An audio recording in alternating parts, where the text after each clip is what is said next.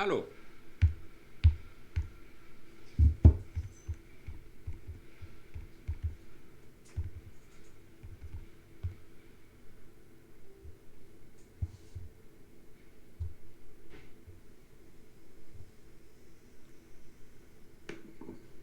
Aló.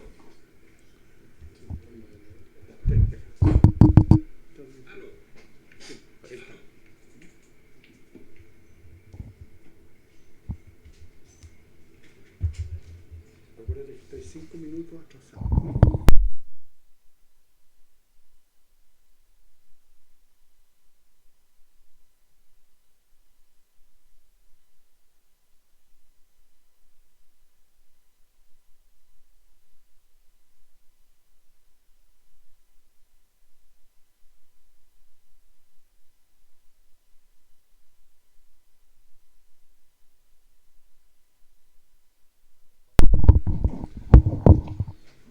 Very good afternoon.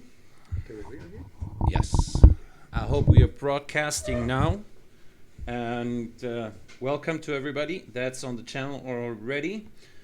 My name is Alexander Kaufman. Maybe some of you may remember me from previous years that I've been helping with the live transmissions of our Grand Prix and Nationals. Today is day 7, and we're going to be racing the race number 5 today, Friday 24th. We had a briefing today that was explaining a pretty weak broadcast for the day. But as the morning has been advancing, the weather actually looks better than it was broadcasted or it was advised during the morning. So it looks like we're going to have a fast race. The task for today is a 319 kilometer task. It's going to be a task that starts towards the south of Santiago to a city called Rancagua, close to Rancagua.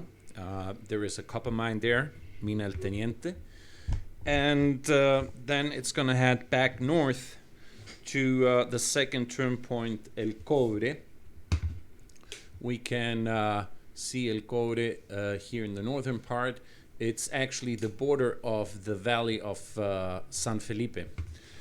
And then they have to head inside over the valley to the ridges towards the Andes to come back to the south again and finish the course, the race here at our 3K point. The competitors are basically the same as the other days. The only person that is not competing today is Mr. Arturo Diez in a mini Nimbus. And Andrés Errázuriz is out of the race also, I've been advised right now. Everybody else is in his glider. We can see some of them are actually on a pretty good height already, close to the 3,000 meters. Gilles looks to be the highest for now, together with René and Thomas Gostner.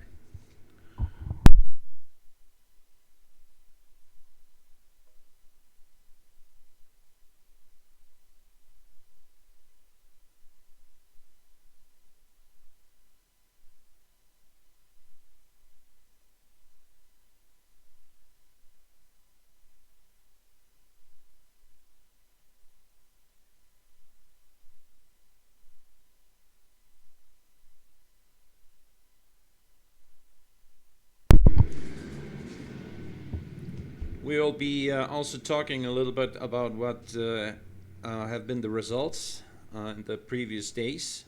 And please, if anybody has any questions or wants some specific information, just use the chat on YouTube and make the questions. I will be switching languages. I've been asked to also broadcast a little bit in German, and so I will be switching the language from once in a while.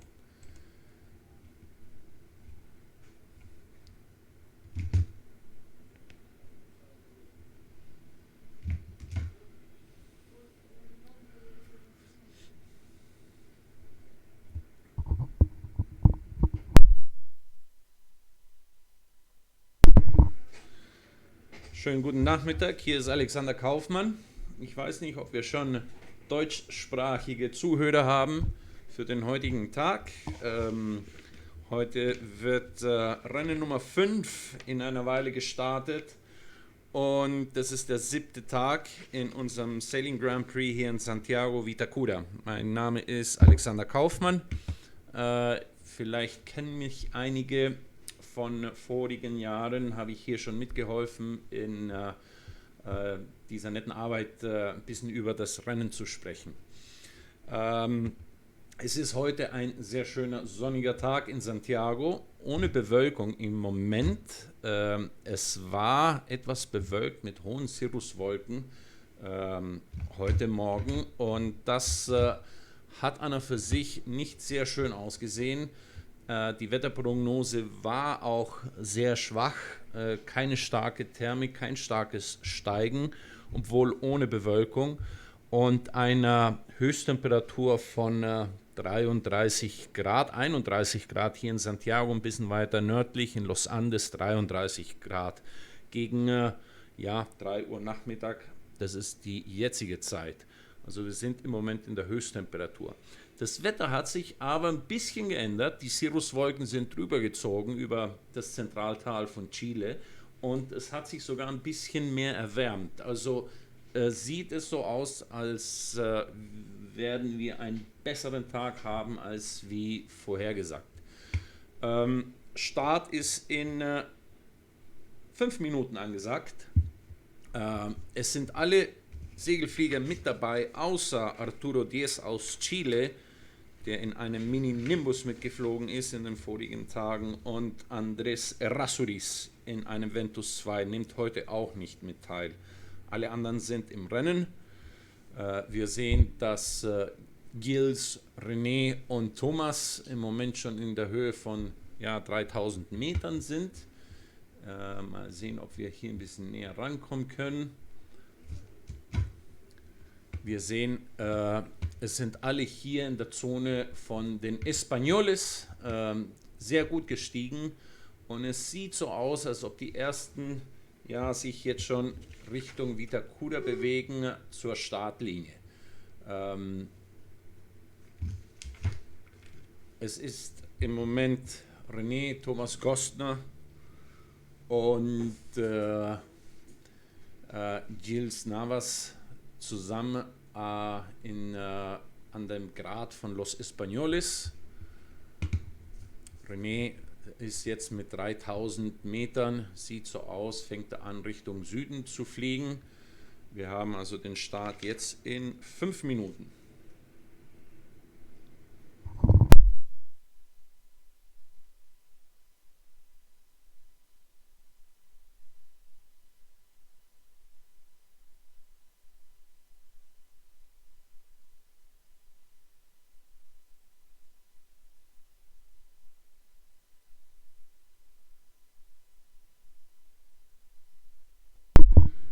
Wir dürfen nicht vergessen, dass was wir hier sehen, ist 5 Minuten verspätet. Ich habe jetzt hier eine 2D-Ansicht des heutigen Rennens im Bildschirm und wir sehen, dass die Flieger jetzt schon also Richtung Vitacura geflogen sind und sich der Startlinie nähern. Das ist also jetzt live. Das ist das, was wirklich im Moment geschieht. Die 3D-Übertragung ist 5 Minuten verspätet und das dürfen wir nicht vergessen. Wir sitzen hier in der Nähe von, wir sitzen hier und in jedem Moment sehen wir dann die Flieger durch die Startlinie fliegen. I was just explaining in German that what we see in the 3D view is 5 minutes behind the real time, and this view, what we have right now on the screen, is a two-dimensional view, and this view is actually live, and this is actually what's happening right now. The start is in 2 minutes and 3 minutes, And we can see that the gliders are heading towards the start line to begin in the next 3 minutes. Our day number 7, but it is task number 5 that we're racing today, 320 kilometers roughly. And with a start towards the south, towards Rancagua, as we mentioned.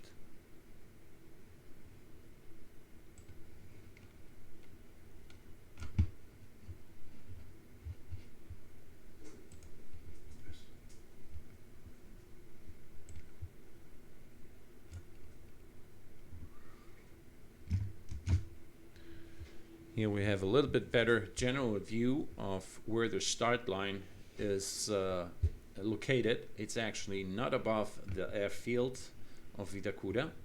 It's towards the northern area of Santiago, of La Dehesa.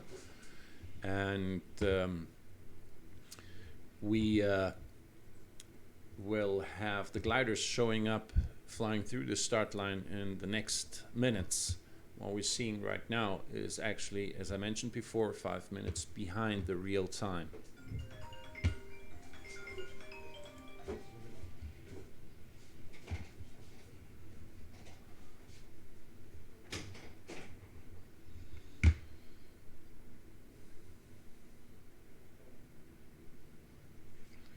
Okay, one more time, I'm going to explain the task. Start line is in La Dehesa, as you guys can see here, and they will be flying south towards the first turning point called Machalí. There is a small town in the valley.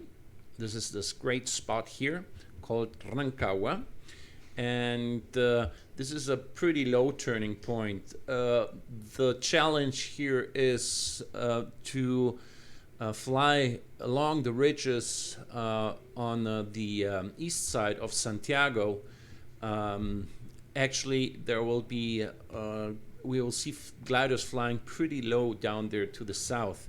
And this ridge that is on Santiago's east side is the San Ramon mountain. They will be flying along the San Ramon, and they will have to jump from valley over to valley, looking for the support on the lower ridges here.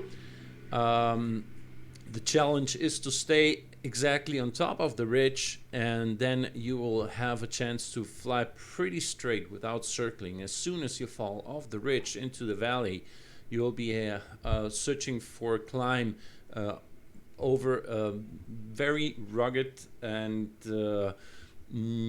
it is actually a very green terrain. You can see it on the screen. There is a lot of shrubs and some forests, and sometimes it's pretty hard to find lift in that area. So as I said, the challenge is after the start line to use the San Ramon Ridge to cross the first valley of the Rio Maipo and fly along the Blanco. Blanco is here. We can see that white little mountain here. This is Cerro Blanco. And if you manage to stay on top of these ridges, you can fly pretty fast towards the south, crossing these valleys towards the first turn point, Machalí. What you can see here towards the east of Machalí is this copper mine I mentioned before. It's called El Teniente. It's one of the biggest copper mines in Chile. It's an operation that takes place underneath the mountain, so they actually dig into the mountain and they extract the copper from underneath. If you fly above this area, you can see that half of this mountain is totally collapsed because in all these years they've been digging very hard, and it's a copper operation that's still working, and it's one of the most productive ones. We will take a look at the two-dimensional screen to see where our pilots are right now. We can see they actually started already. they're crossing our position. If I look out of the window now, we should see them flying south over the valley of Santiago towards the San Ramon, this ridge here. I have a pretty good view, but I still can't see them. But they started. You can see the whole pack is crossing Rio Mapocho already and reaching the San Ramon. It's going to be interesting to see if they continue the flight without climbing, or if they will stop on the San Ramon if they find good climb. Leading is, let me just come back with that two-dimensional view.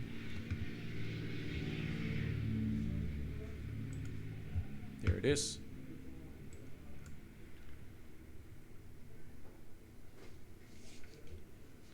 René Vidal is leading the pack, as it looks like.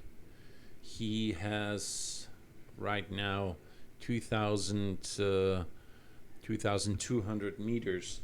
So he definitely will have to find some climb on his way to the south. And it's going to be interesting to see where he's going to search for that climb. These ridges are pretty productive. They are exposed to the wind. It's a southwesterly wind that blows against these ridges and releases the lifts on this heated surface. Here at this area, it is basically rocks and pretty dry terrain. You have to think about, this is one of the driest years we have had in the last 50 years, so there is not a lot of vegetation, green vegetation, so it's pretty dry. And we actually thought that we're going to have much better conditions in this weather and these conditions, but the week actually has been pretty calm and not as strong as we would have liked. But today it definitely looks different as it was forecasted.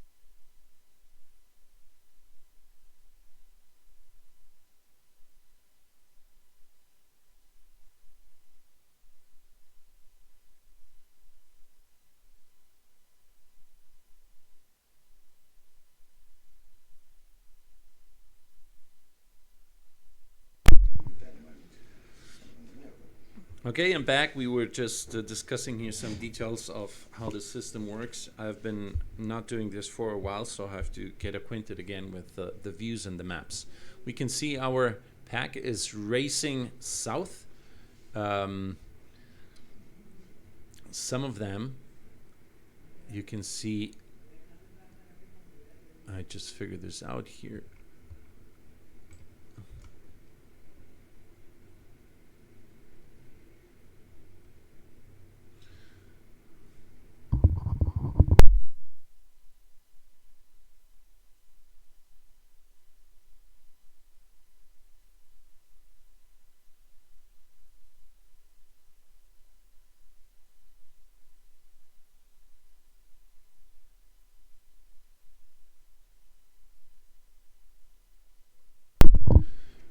Okay, we can see the gliders are actually circling on these ridges here. There is in this pack is Thomas Gostner, Marius, Gilles Navas, and René Vidal, the four gliders that are leading the pack. Some of them are pressing on further south, led by right now Marius and Gilles, if I'm not mistaken, that's right. Thomas and René stayed a little bit further back, but actually they climbed about 200 meters higher than the rest of them, and that will give them a chance to stay on top of these ridges. As I mentioned, as soon as you fall off these ridges, it might get harder to find lift. It is 3:25 in the afternoon. It's about the peak of the temperature right now, and they should have a day that lasts until about 8 o'clock in the afternoon. As I mentioned, the clouds that we had in the morning, high cirrus clouds, they moved over the valley, and it's a totally clean and clear sky. It's a little bit foggy. We have a little bit of mist in the air. Not sure right now if this is because of humidity that has pressed in from the coast or some fire. We also had in the last days very strange colorations and colors in the sky, brown sky, and it was due to the fires in Australia. The smoke of these fires have reached South America in the last 2 weeks, and they have moved from the southern part of Chile, actually all the way down from Patagonia, all the way up here to the Santiago Valley, and you could see this brown sky. It was quite impressive in the afternoons when the sun sets and you get this really red sky. And it's impressive that it took the smoke actually about 12 to 15 days to cross the southern Pacific Ocean and reach South America. They have had the same conditions in Argentina and Uruguay also. So, and it's predicted that the smoke actually will go around the globe more than once. So another impressive thing about these conditions and situations in Australia. I will go back to the 3D to see a little bit what's happening with the group of gliders flying south.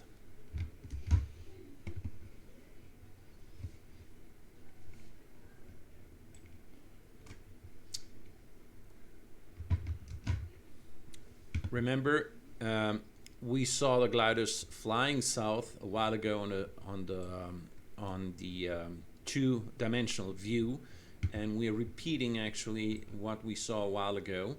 The moment when they crossed over Santiago towards San Ramon and reached the first ridges.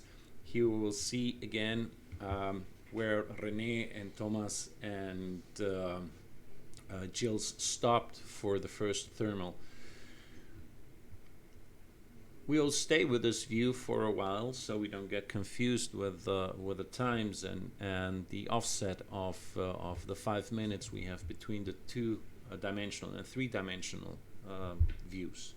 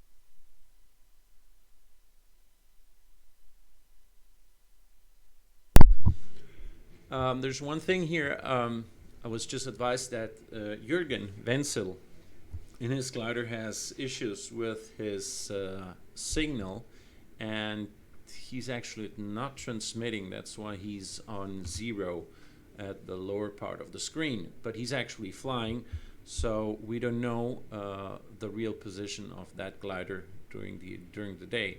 It's a pity, but well.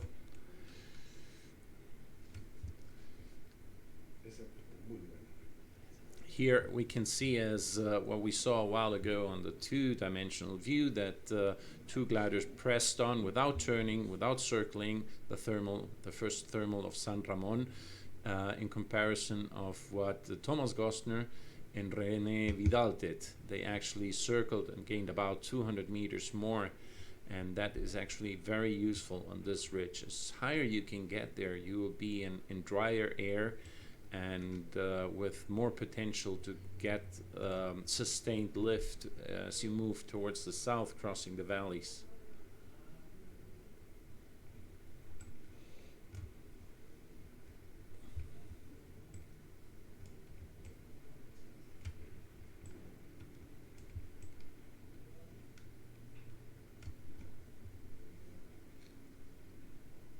Right now we have 27 viewers on our channel. I hope you can spread the news around, use your social media to advise everybody that likes flying gliders and likes the Grand Prix concept, and would like to see what's happening in the last days here of the Grand Prix in Chile. So the more people we can get on the screen to see what we're doing here in Santiago, the better. It's good for the sport, and will attract more people, young people, into this sport.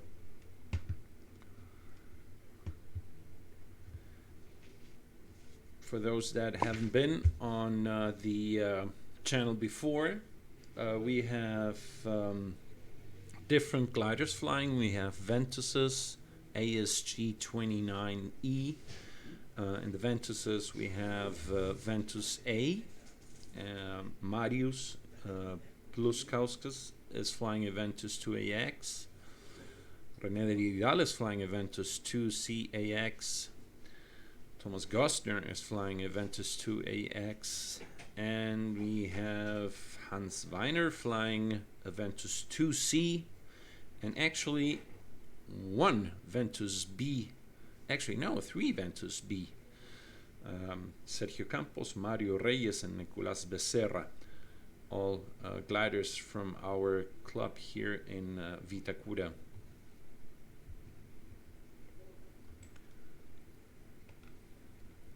At the southern tip of the San Ramon Ridge, there is normally a very good lift.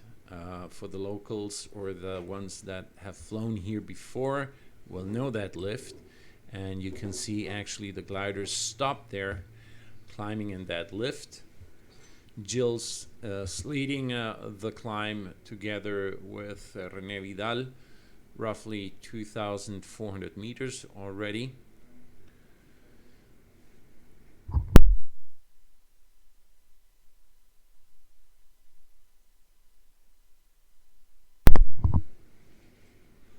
Remember that the altitude that you see here is QNH altitude, so it's above sea level.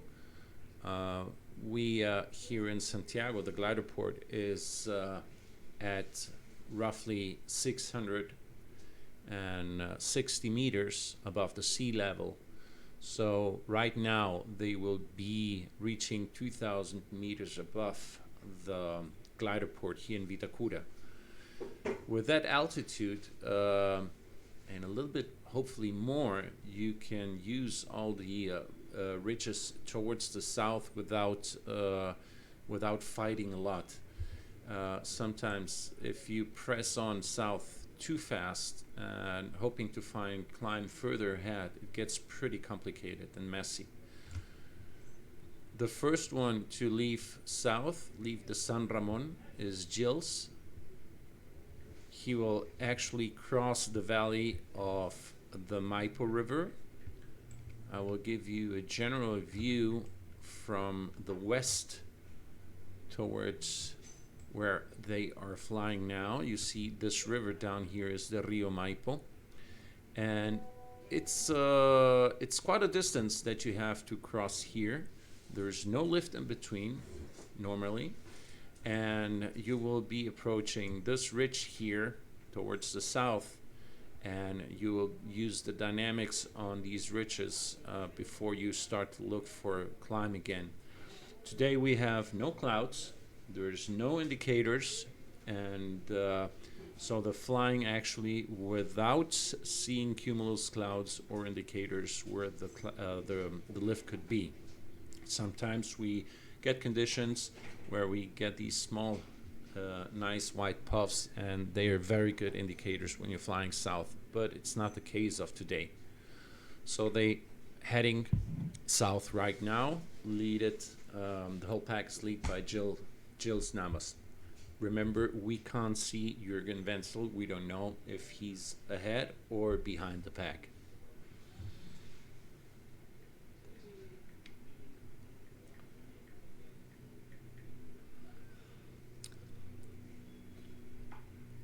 Ich bin mir nicht sicher, ob wir auch deutschsprachige Zuhörer heute haben. Ich übersetze mal kurz, was geschieht. Wir sehen, dass die ersten 4 Segelflieger geführt bei Gilles Navas und Marius zusammen mit René Vidal und Thomas Gostner schon Richtung Süden fliegen über den Rio Maipo. Das ist der Maipo-Fluss, das Maipo-Tal, ein sehr großer Fluss und ein sehr tiefes Tal, was sehr weit Richtung Osten in die Kordillere reinzieht, Richtung sehr schöne Berge, sehr schöne Gletscher und sogar einige Vulkane. Hier hinten, das ist der Vulkan San José, der Vulkan Tupungato und Richtung Süden der Vulkan Maipo. Eine generelle Ansicht dieses Tales. Es ist ein ziemlich langer Flug Richtung Süden, bevor wir wieder hier steigen an diesen kleinen Hügeln Richtung Süden. Santiago hört ungefähr in dieser Höhe auf, Richtung Süden. Und es geht also jetzt Richtung Rancagua, ungefähr 100 Kilometer südlich von Santiago.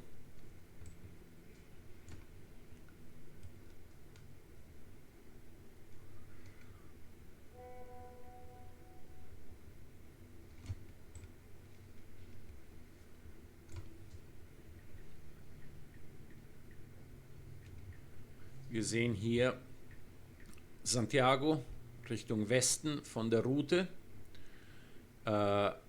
Das Tal, über den die Segelflieger die ersten 4 gerade geflogen sind, ist das Maipo-Tal. Wir sehen, es zieht sehr weit in die Kordillere hinein, bis an die Grenze mit Argentinien. Es ist ein für sich größerer Fluss, der leider dieses Jahr sehr trocken ist. Wir haben einen sehr, sehr trockenen Sommer, eines der wenigsten oder trockensten Jahre seit 50 Jahren. Es ist, also man sieht an den Bergen kaum grüne Büsche. Es ist so trocken, dass sogar die Büsche, die in dieser Zone wachsen, die normalerweise jetzt im Januar noch grün sind heute schon braun und verlieren ihre Blätter. So ein ganz, ganz, ganz extremes trockenes Jahr.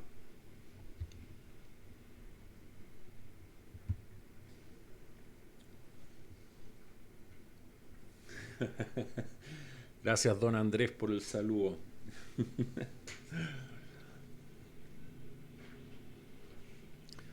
Ich habe vorhin erwähnt, bitte über die sozialen Netze bekannt geben und an Freunde Bescheid geben, dass wir hier diese Übertragung haben, dass wir hier in Chile gerade wieder ein Grand Prix fliegen und sodass wir hoffentlich so viel wie möglich Leute im Kanal haben, die sich hier mit dem Segelfliegen in Santiago begeistern können.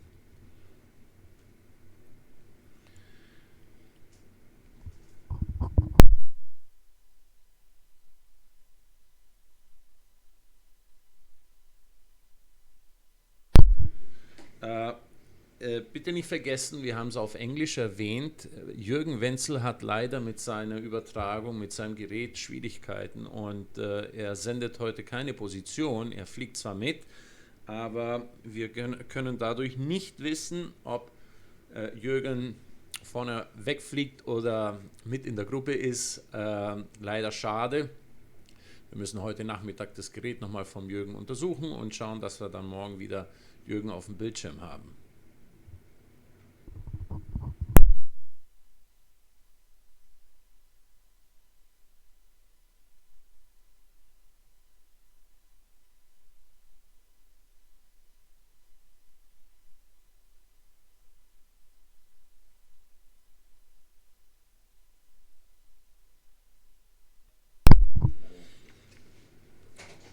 Ich habe hier im Moment die Resultate generell. In erster Position ist Marius mit 23 Punkten, gefolgt vom Thomas Gostner mit auch 23 Punkten und René Vidal an dritter Stelle mit 22 Punkten, Gilles Navas an vierter Stelle mit 19 und ja, dann kommt Hans Weiner an fünfter Stelle.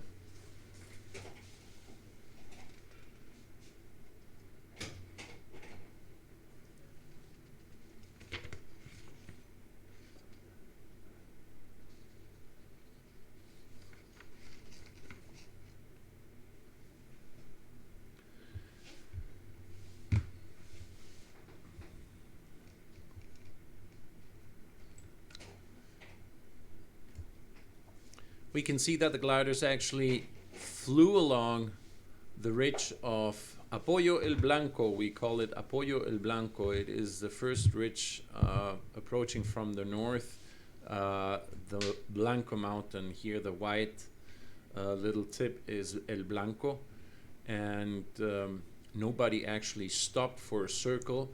And I would guess that with this altitude now they will find or search for the first lift here closer to El Blanco.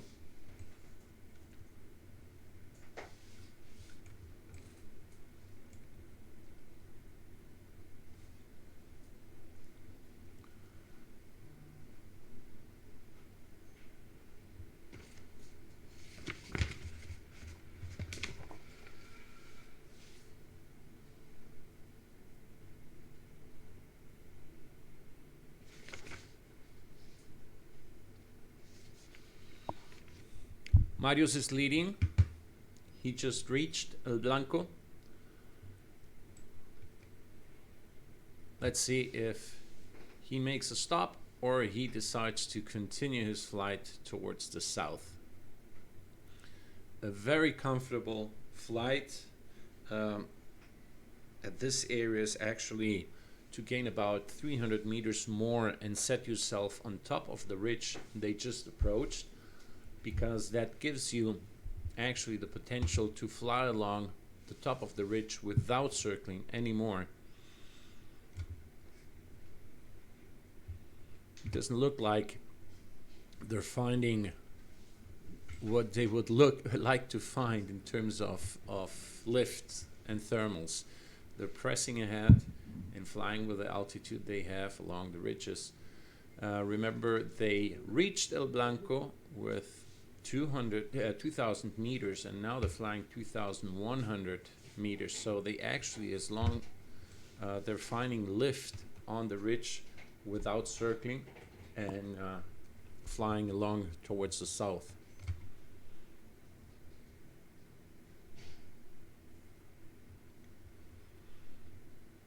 It looks like Gilles is the one with the highest altitude in this group of the first four gliders, and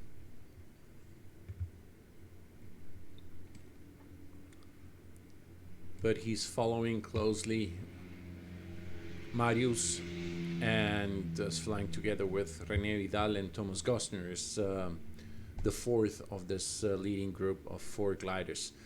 Let's take a small look of the rest of the group.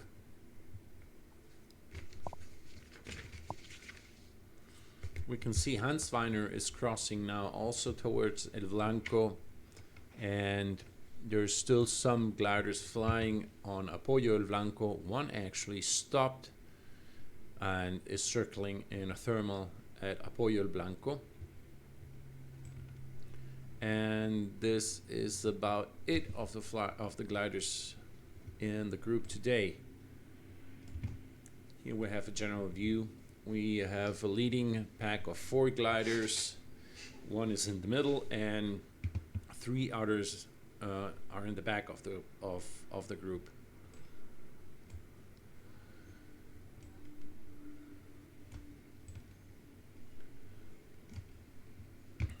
You'll see they will be flying along these ridges. They will be pushed outwards towards the valley, towards the west, as long as they don't have the altitude to jump over these ridges and fly further south from valley to valley. This is why I mentioned it. It's very, very comfortable. If you have a little bit more altitude, you're not forced out to the west. You can stay on your southerly course because you have the altitude to cross from ridge to ridge. But obviously these gentlemen are racing, and they're not wasting too much time in weak thermals.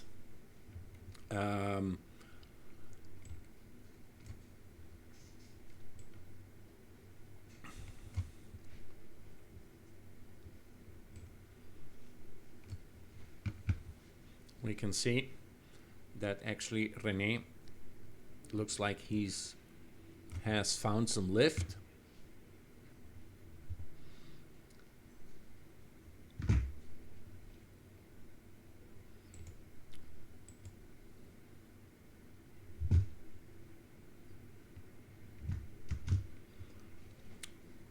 We have a view of the cockpit of René. This is pretty tight circling at this area. You're forced to turn against the mountain. This is definitely something for people that are used to it and know how to do it, because if not, it can be very tricky to be thermaling in these areas. Looks like René didn't like it that much. We have the indication of his speed on the lower part of the screen. He's flying now at 200 kilometers per hour, again against the ridge to stay in the dynamics of this ridge. The wind here is a southwesterly wind normally, and that gives you sometimes pretty good sustained lift as you fly close along this ridge. René for sure is looking at Gilles, who just turned around. He's a little bit higher than him, and that is why René stopped and tried to climb. You can see these ridges is the ones I mentioned. They force you towards the west if you don't have the altitude. René actually used a little bit of his speed to gain altitude and jump over the ridge. Now he's gonna press further south, but he will have to take a southerly west course before he can actually go clean south again. Interesting is Gilles. Gilles is a little bit higher and pressing a little bit faster further south. I will change to a general view again.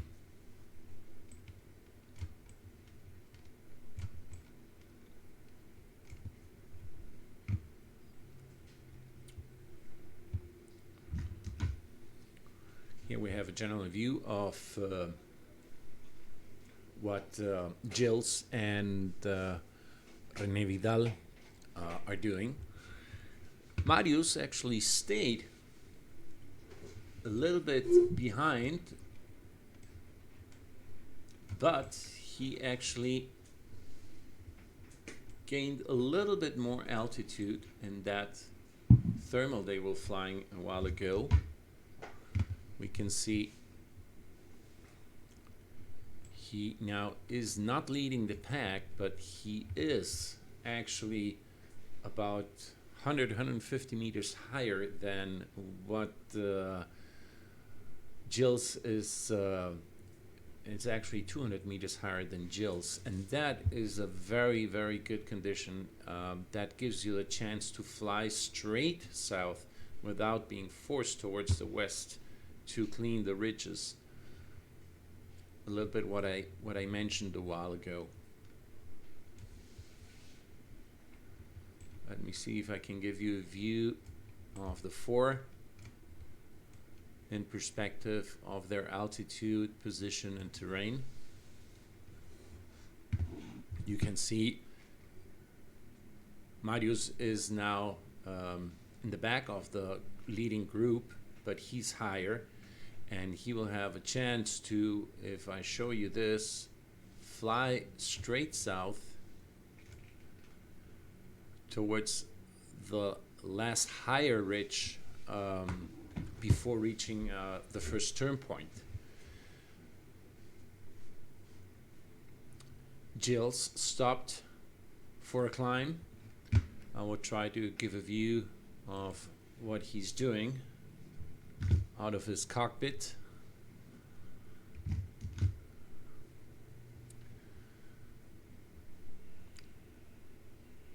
It is not a very strong lift.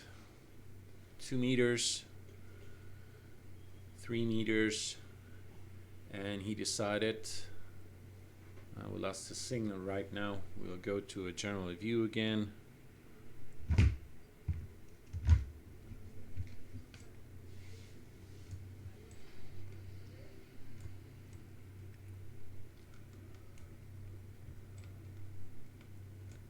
You can see where we lost the signal of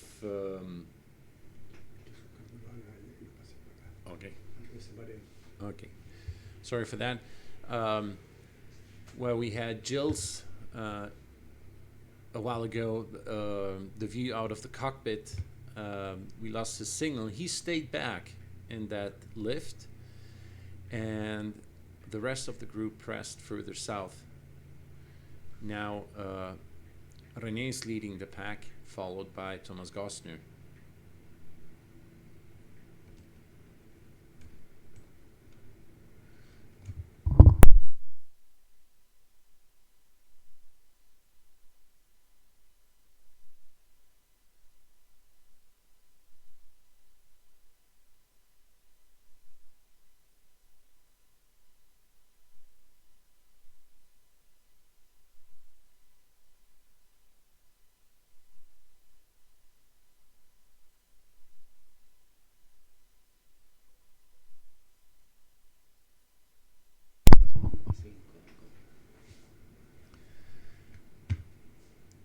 This is a view from north to south, following the leading group.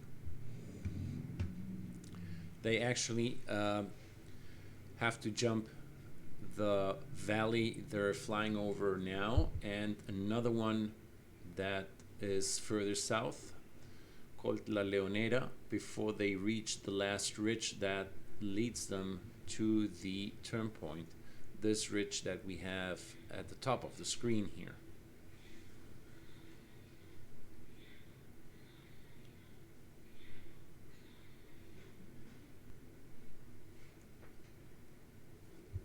I'm getting advised here how to use the screens a little bit better.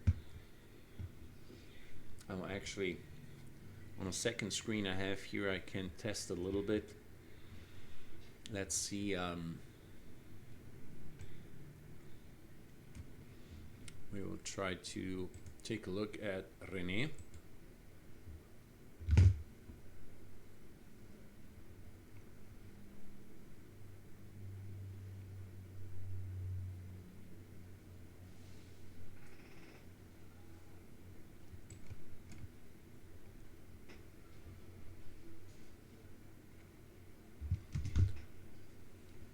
Okay, we have a view of René's cockpit, and we can zoom in a little bit here.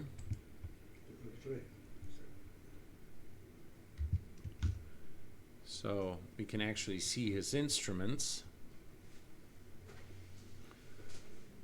This is real indication of what he's doing. Now, obviously with this view we see the instruments, but we don't have a very clean view of the terrain he's flying along. I'll move a little bit further out so you can see the ridge he's flying along. At the southern tip of the ridge he's flying along now, he will find a lift or a climb. Normally there is a very nice thermal.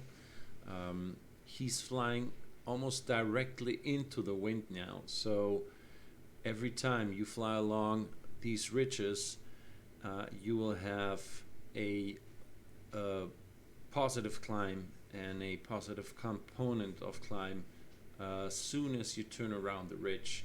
Normally at this position here you will start to have good lift. If you look at his indications, there it is, 2 meters, 3 meters. Let's see if he takes that thermal or not. He actually looks like he just pulled up and pressed ahead.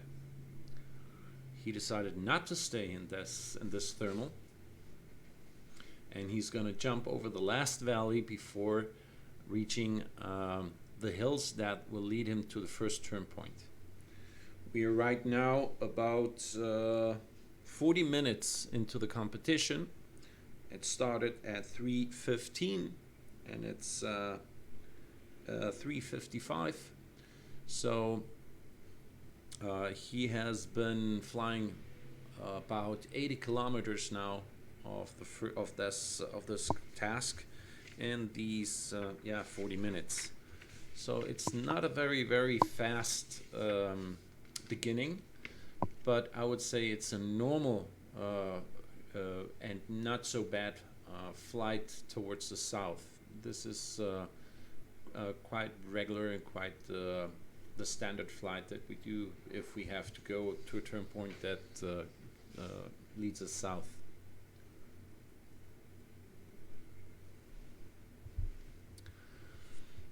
We will switch back to a general view to see where the rest is.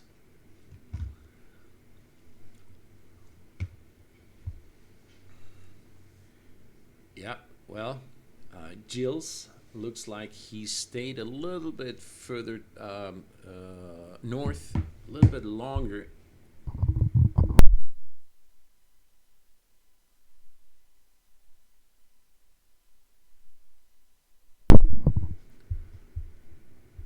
I'm back with you guys. Looks like Gilles tried to find some lift, but without a lot of success, and he is further north than the leading 3 gliders, about with the same altitude of the ones that are leading. That is René Vidal from Chile, Thomas Gostner, and Marius.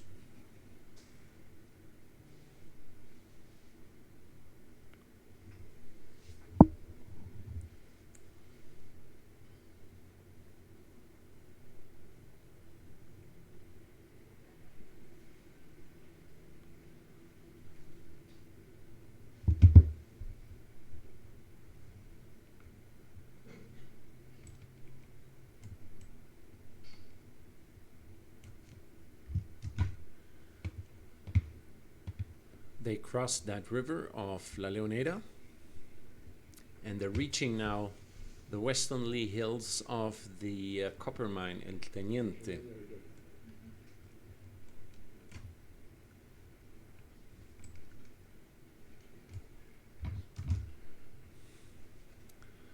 You can see now that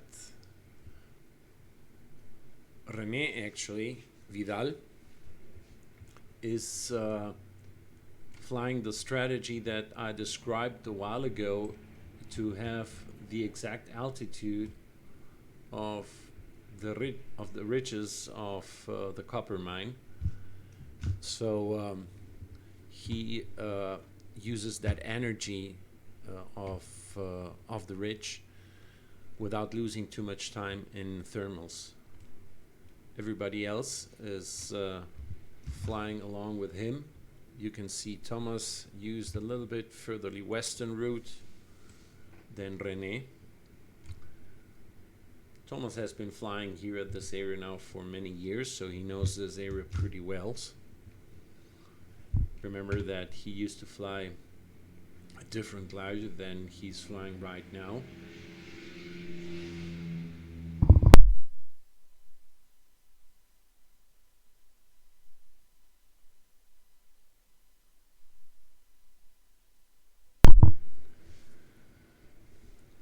Not sure if Thomas actually had his other glider, the Diana, once or twice here in Chile. I think twice already.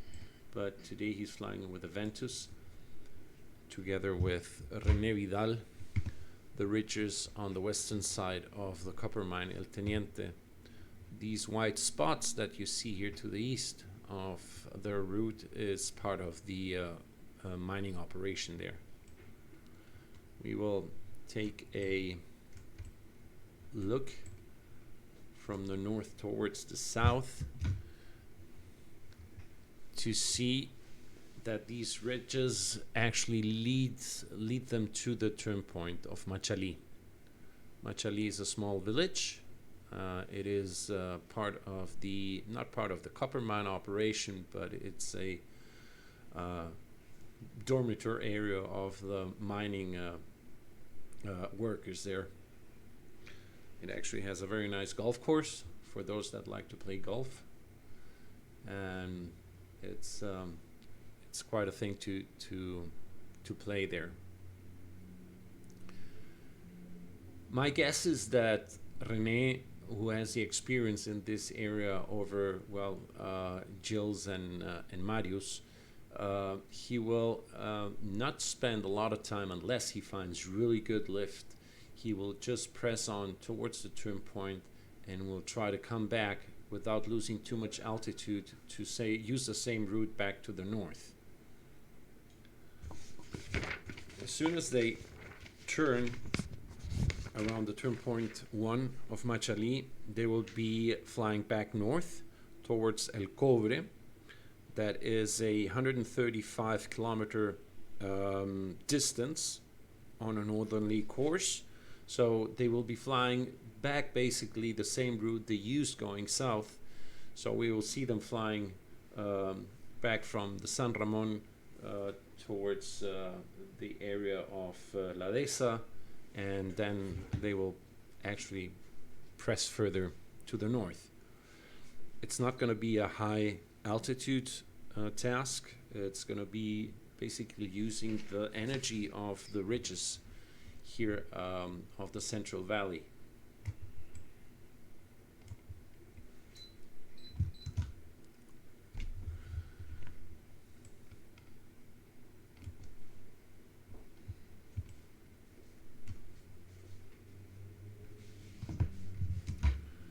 We can see that René and Thomas is leading now the group of the 4 gliders, and René is the one that will reach the turn point in the next seconds.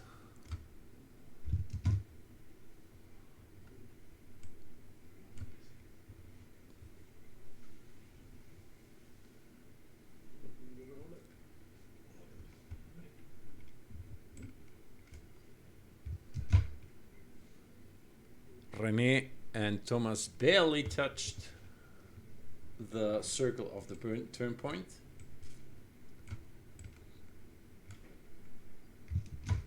But we can see they flew through it and turned around almost 180 degrees to go back north.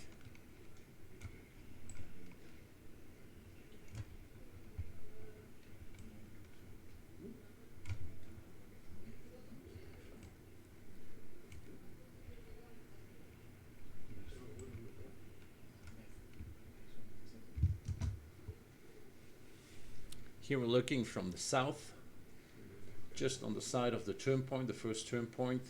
We can see that Marius is flying through it right now, and he will be following René and Thomas Gosner.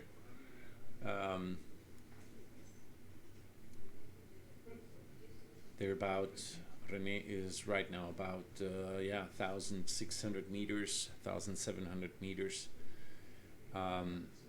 They will turn and use a thermal if they find one in this area, because if not, it's going to be quite struggling to fly back over the valleys that we saw. They flew south with low altitude.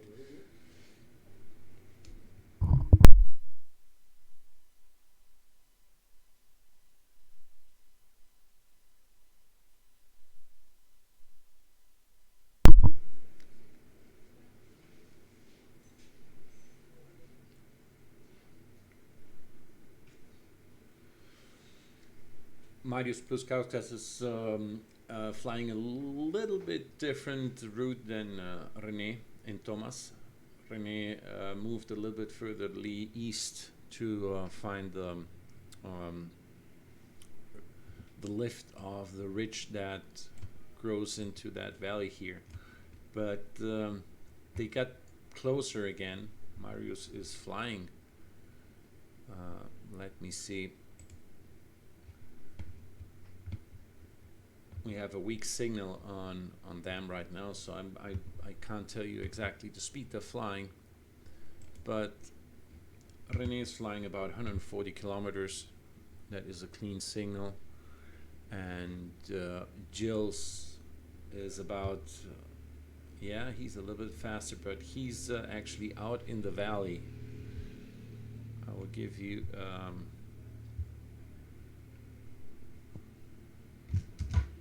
a wider view here. We can see that the leading group split up a bit. René Vidal, together with Thomas Gosner, is leading now, followed by Marius, and the fourth is Gilles. So flying along these ridges is actually quite interesting to see how the group split up. We saw that Gilles spent a little bit more time in a thermal a few minutes ago, and that actually didn't work out for him. René just used the energy of the ridge and flew along without thermaling, and he was followed by Thomas.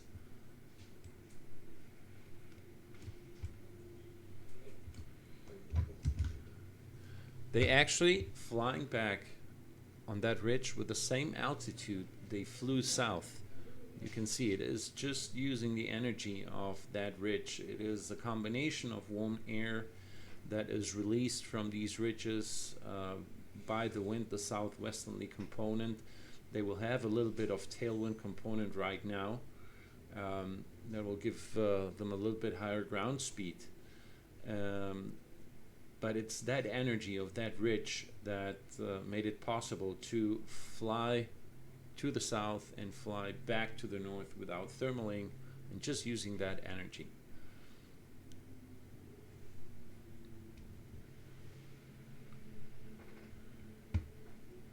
One situation you have to take in account here, and you have to be careful, is that gliders are flying north and south on the same ridge, almost with the same altitude. So FLARM is highly recommended, and open eyes is a must here. We have had quite close conditions sometimes due to this situation, but fortunately we never had collisions or any dangerous situations. Thomas is spreading out. He decided to jump over the valley a little bit faster with the direct route. I hope that works out for him. Rene decided to stay on the ridge, even it is not a northerly course, but he's using the energy all the way to the tip of the ridge before he turns to his left and goes north. Thomas and Marius, they decided to leave the ridge and go for the valley. That separated these three gliders a little bit, but they will end up on the other side of the valley almost at the same time. Let's see what happens here. These little decisions make the difference now in these tasks, in these short and fast tasks. Should I stay on the ridge? Should I leave the ridge? Should I go more direct? And these are the things that you're deciding all the time in a glider. Once I heard that if you don't make a decision every 5 seconds, you're not a good pilot, or you're not a pilot at all. And it's like that. It's you're taking decisions every second. Should I turn? Should I not turn? Should I speed up? Should I fly slower? Should I move in or out? So it's constant decisions, and that's what finally makes that the gliders spread apart and fly faster or slower.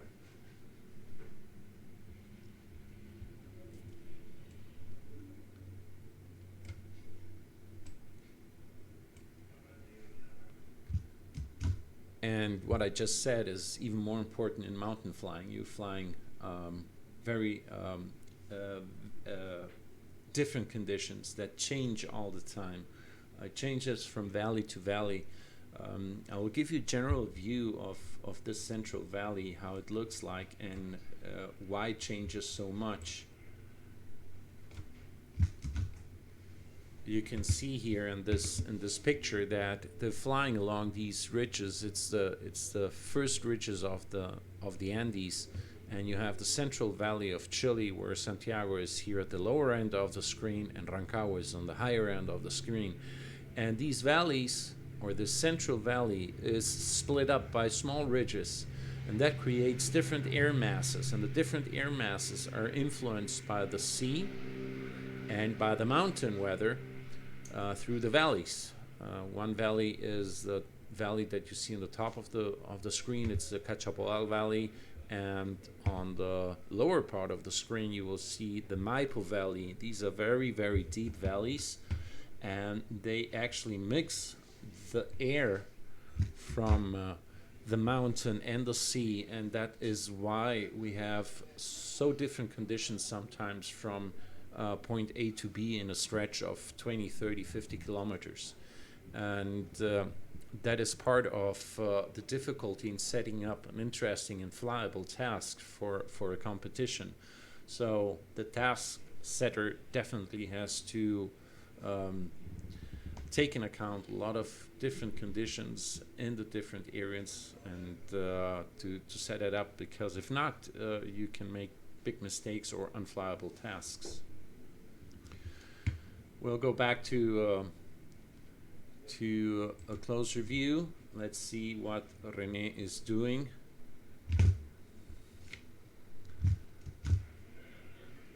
We'll join René in his cockpit.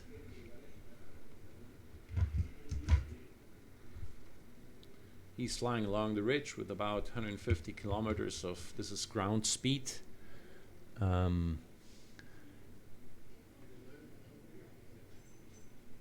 I'm not sure if the instrument, the speed indication on the cockpit of René, yeah, that might be right. It's about 100, 110 kilometers per hour. That makes sense.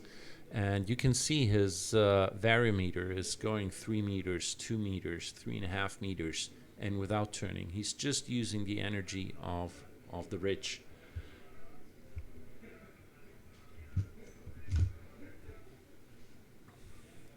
And my guess is that as he flew this ridge a few minutes ago from north to the south, he knows exactly what the ridge is doing, where the climb was, that he will be doing exactly the same on his route towards the north.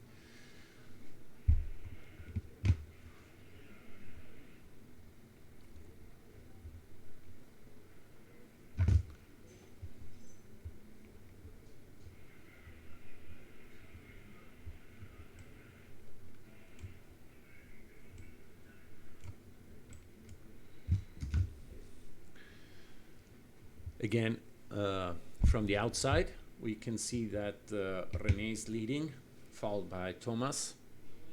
They're both flying almost the same altitude. Thomas might be a little bit higher than René, and he has René in the sight.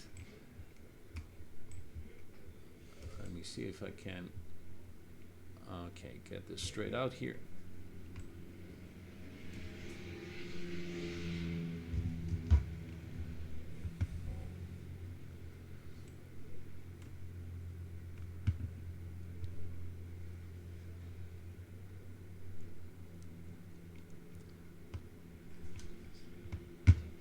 They're flying actually basically the same altitude they had when they went to the south. They're flying basically the same thing back to the north.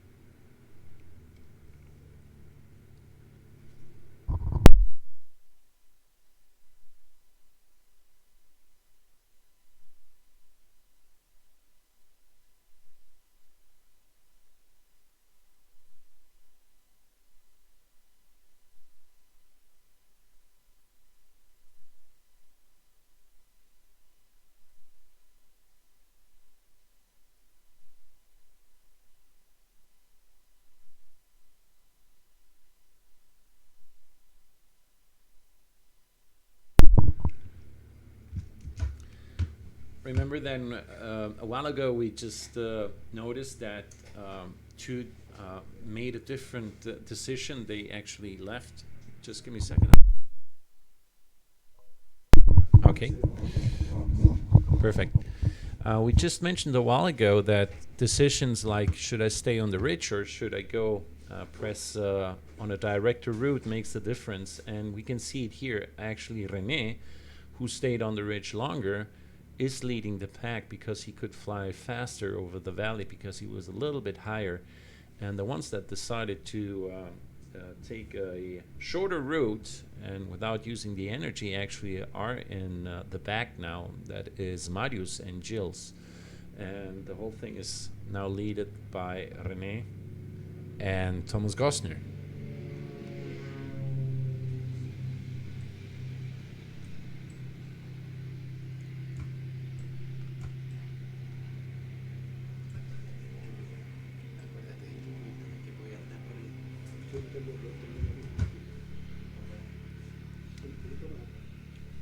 Don't forget that we don't have a transmission out of the glider of Jürgen Wenzel. So Jürgen is basically, or hopefully, in this leading group, but we don't know exactly where it is, unfortunately. We can see now Thomas and René, they stopped in a thermal here. It's not a very strong one. It's a meter and a half. But if you're flying on the limit with the altitude and you want to make sure you want to cross the next valley with a safe altitude to reach the next ridges with good potential, you just have to make a decision and stop once in a while. And sometimes a lift that starts with a meter or something like that develops into a 4-meter lift. As we can see right now, René is climbing 4.5 meters, and definitely that makes a lot of sense and is healthy for the rest of what he has to fly further north.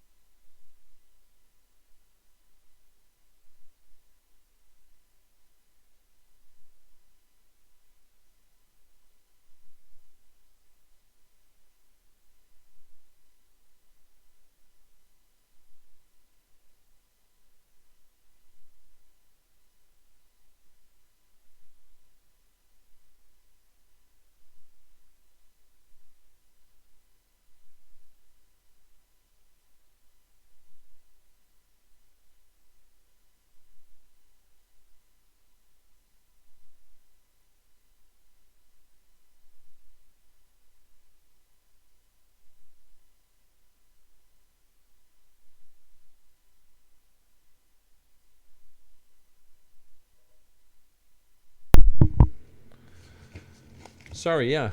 I just noticed that we had an issue here with the microphone. Sorry. Well, part of what I just mentioned and said and explained was not transmitted, so I will recapitulate a little bit. We can see that the pack is been leaded by René, Thomas Gostner, and Marius. And Gilles is a little bit further behind, about 4 to 5 kilometers, I would guess. René Thomas is now reaching El Blanco, a pretty famous spot for us. There it is, El Blanco. El Blanco means the white one. It is this little mountain, and it's actually white. It is white. It normally creates very good lift, very nice thermal on his northerly tip. So it's pretty famous for us when we fly south. Unfortunately, not only for that, we have had an accident at this area 2 years ago. Our good friend Thomas Reich had his accident on this ridge here, down here.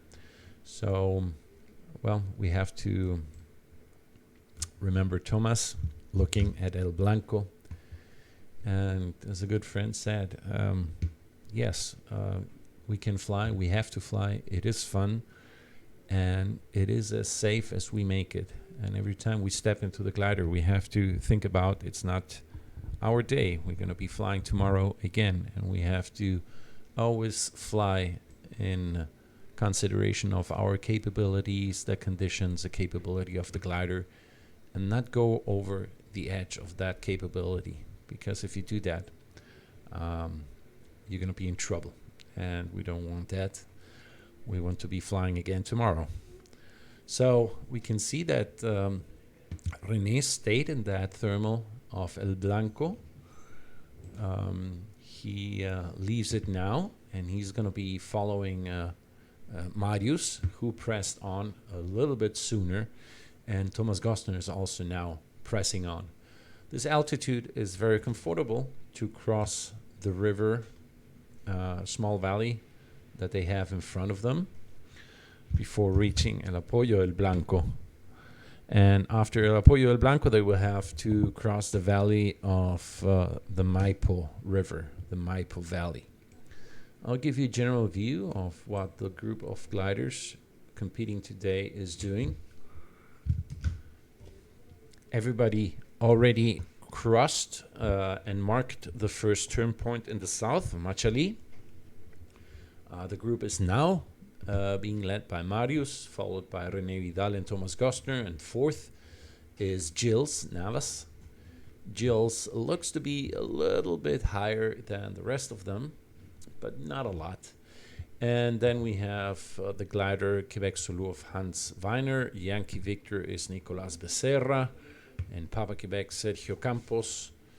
And the last one here in the back is our friend Mario Reyes, Dr. Mario Reyes. He's here in the back, but he's also flying at the same altitude, conservative on his speed, but very nice on the altitude he's flying. Along the ridge is basically the same route everybody else has been flying.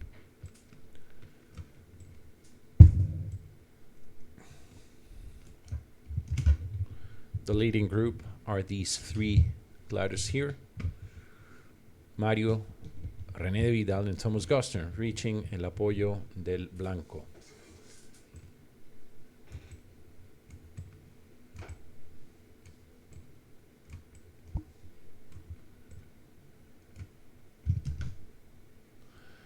You can see they approach the ridges, they stay on top of the ridges, and they use the energy. Look at the variometer of René Vidal, 6 meters per second, flying 160 kilometers ground speed, 150 kilometers of ground speed, and not turning, just using that energy and keep pressing on, and you gain altitude and you fly along. It's really fun flying, really fun flying. We have almost 50 people watching our transmission. That is very nice, very good. Please spread the news around that we are transmitting the Sailing Grand Prix here in Santiago Vitacura. We have today is Friday, and tomorrow, Saturday, is our last competition day. So please spread the news that we are transmitting live the Sailing Grand Prix in Santiago.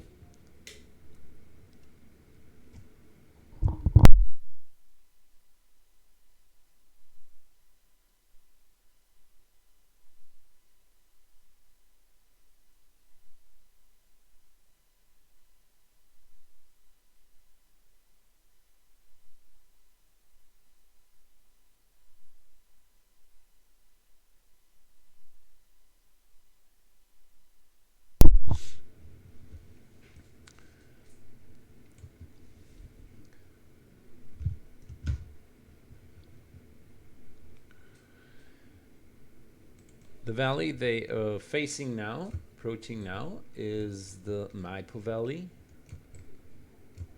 And they will be looking for the ridge they have in front here. Or, yeah, I think they will. Actually, they decided to fly and press north. They're not fly along the ridge. They're just gonna clean this valley, the Maipo Valley, towards San Ramon, the southerly tip of the San Ramon Ridge. At the top of the screen, you can see the green finish line. This is where we are located. That's where we are transmitting from. So in a few minutes, we'll actually have the gliders flying past us towards the east of our field. I will take a look at the two-dimensional map.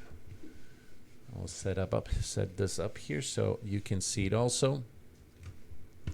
This is the 2 dimensions of the map. We can see the city of Santiago, and we can see the 3 leading gliders already crossed the Maipo Valley, and they're flying along the ridge of San Ramon. This is live. There is no delay in this transmission, so as soon as we go back to our 3-dimensional view, we will see that the gliders are a little bit further to the south. It's about a 5-minute delay they have. On the top of the San Ramon Valley, we have one of the antennas that pick up the signals from the gliders, from the farm equipments, and this antenna transmits the signal towards another antenna so we can get it on the screen here. This has been a setup of antennas that has been, as I said, set up in the last years by a dedicated group of pilots and people that have worked on this very hard. One of them is sitting right next to me, Alejandro Chanes. He's one of the persons that has invested most of the time setting this system up. And it's not only very safe and great, because we have this on the screen. You can see it on your on your cell phone, so we know where the gliders are. And it's also very fun. If you use Flight Radar 24, you will have all the gliders. You can see all the gliders on Flight Radar 24. You can see the gliders are actually stopped and circling in a thermal here at the San Ramon Ridge. I will go back to the 3-dimensional view.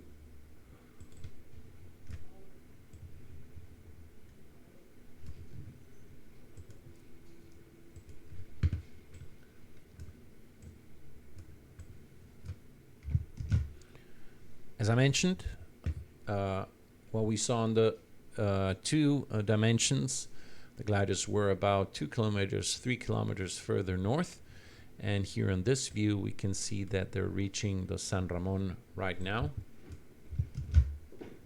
The leading 3 gliders with René Vidal, Thomas Gastner, and Marius Pluskauskas. Sorry for that.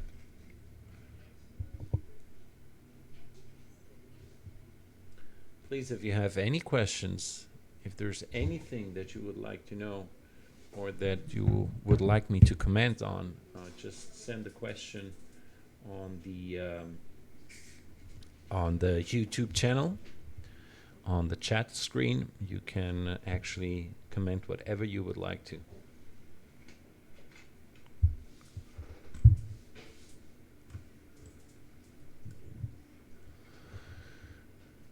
Again, in terms of meteorological conditions, it is about 31 degrees Celsius here in Vitacura right now.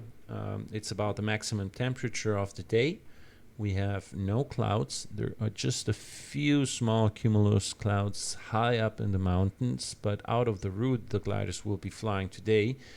And scars of cirrus clouds on top of Santiago Valley, but nothing that would actually block or make a change in the conditions or cool down the day sooner than we expected.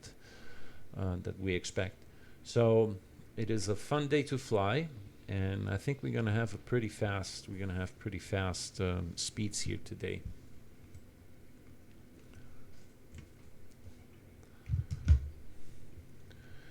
The technique of the day is fly along the ridge, use the energy of the ridge, and pull forward, fly fast, and use the energy. Don't stop for circling.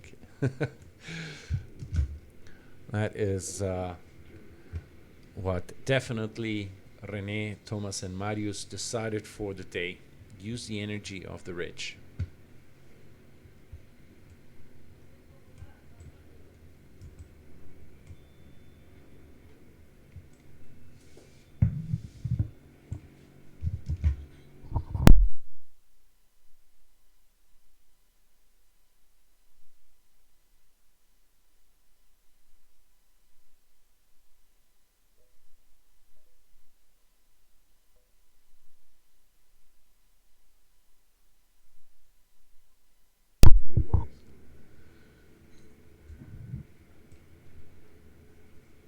As mentioned a while ago, this is the San Ramon mountain. It's on the east side of the valley of Santiago. I'll give you a view from the San Ramon.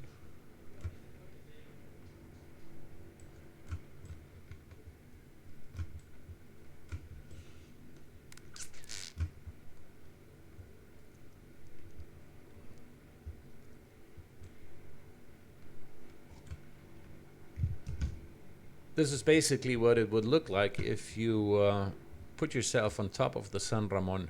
You would see the city of Santiago towards the west, and you would see the gliders flying along the ridge of San Ramon. On the top of the San Ramon, I mentioned a while ago, we have one of the antennas that pick up the signal of the gliders. The system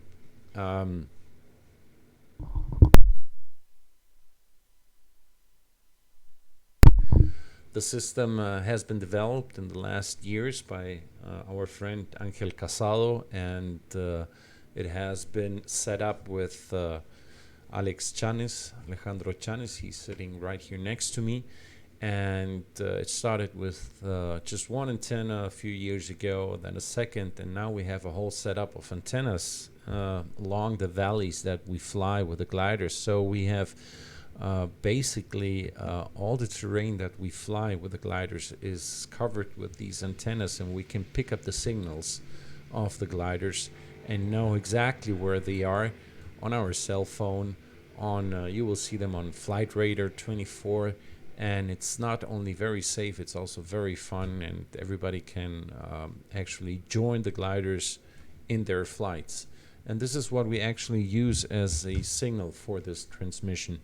So thanks a lot to Angel and to Alejandro for this great work and for the development. And not only that, you have to maintain these antennas.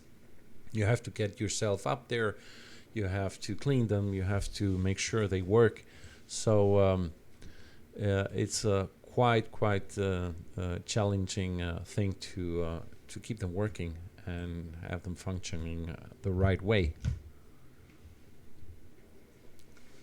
Now, you obviously need the right equipment on the glider and make sure that the equipment on the glider works too. As we can see, there is one glider that is flying today and competing that is not transmitting his signal, and so we can't see him on the screen. It's Jürgen Wenzel.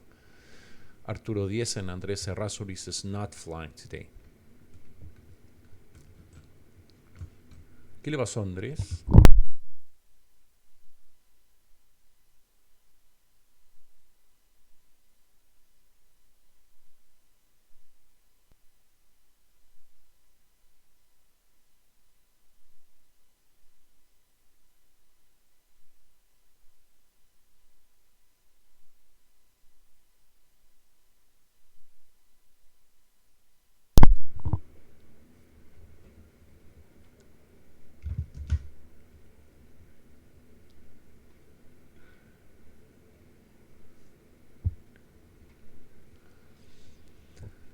I will try to see if we can figure out what the rest of the gliders is doing.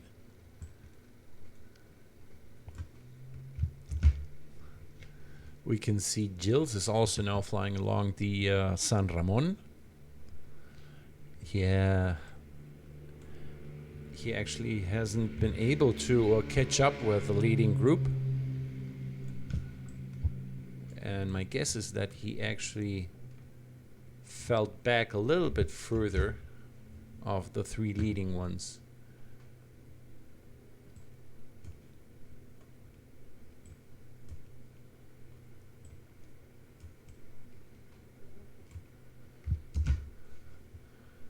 In general, this is what it looks like right now. We have three leading gliders: Gilles, Papa Quebec, Zulu.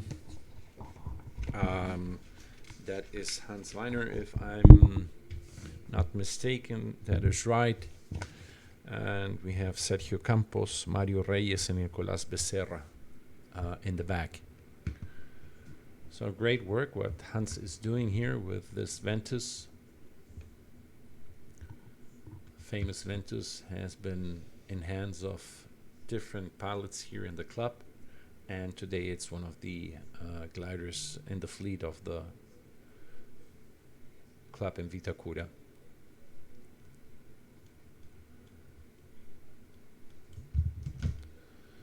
If we take a look from a little bit higher perspective towards the north,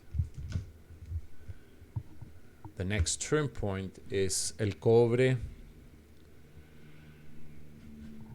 I will give you a general view of what the route for the leading three gliders should be.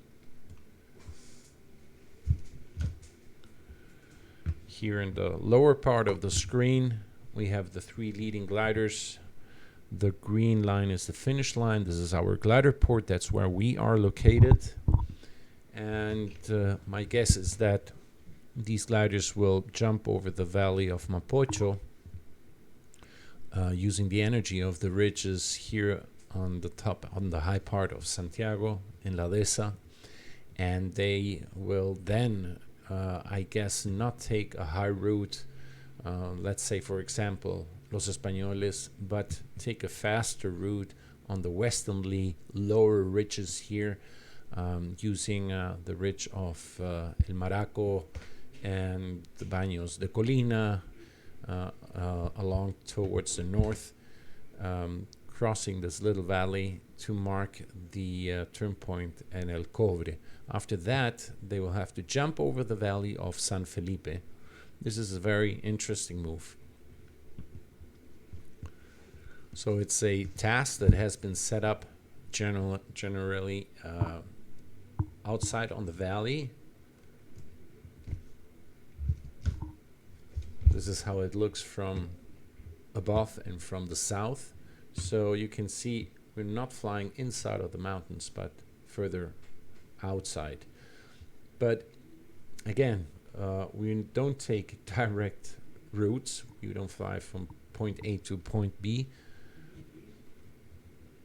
We actually have to use the energy of the ridges. So that's why the gliders stay on the east of these black lines that we see that mark the connection between turn point and turn point.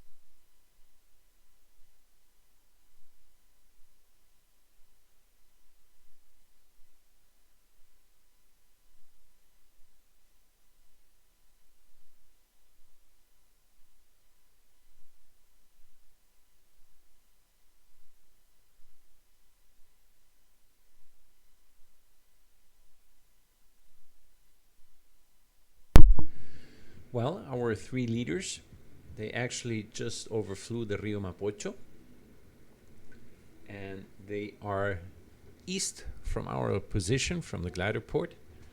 And as mentioned, they will be using the energy of the ridges here in the valley of La Dehesa. I was advised to also mention the fathers of the OGN system and these antennas and what makes it possible to see them here on the screen and follow these competitions live. The gentleman, Mr. Sebastian Chamonent and Pavel Halocha, they actually are the fathers and creators of this system, and that has been developed during the years to make this possible.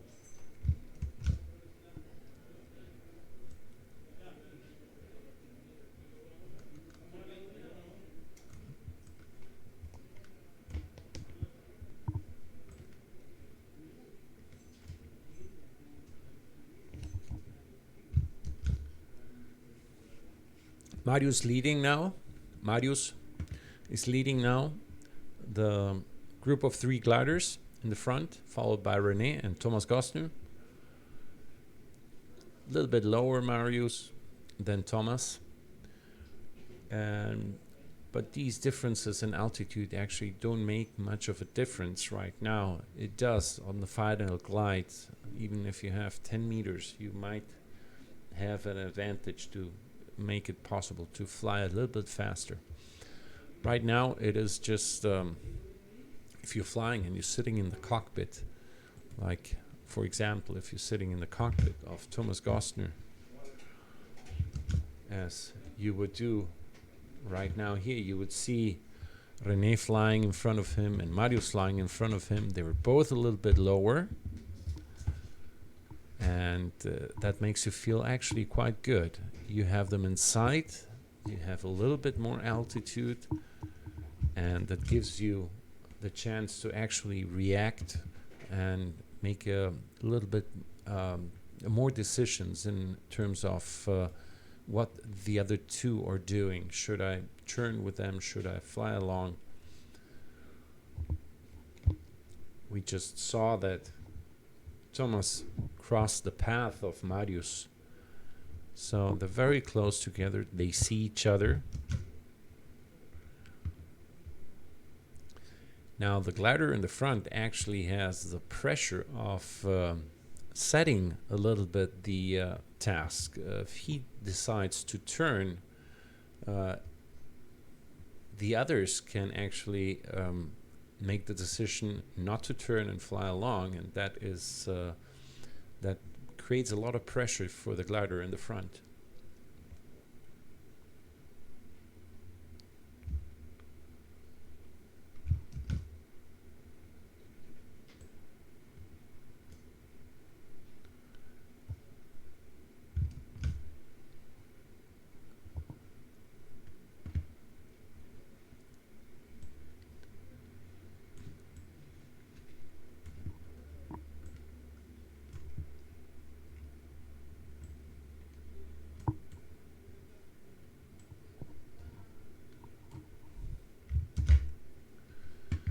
Sometimes the glider is like stuck or doesn't move. These are small glitches in the transmission of the signal. But in generally, we have a pretty clean signal. Here we actually see that they decided to make use of a climb.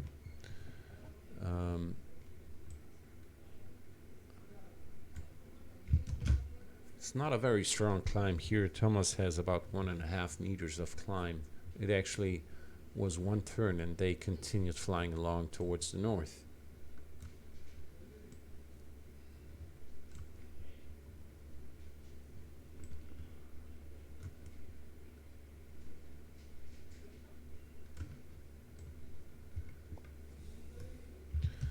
They just flew past what was the start line a while ago.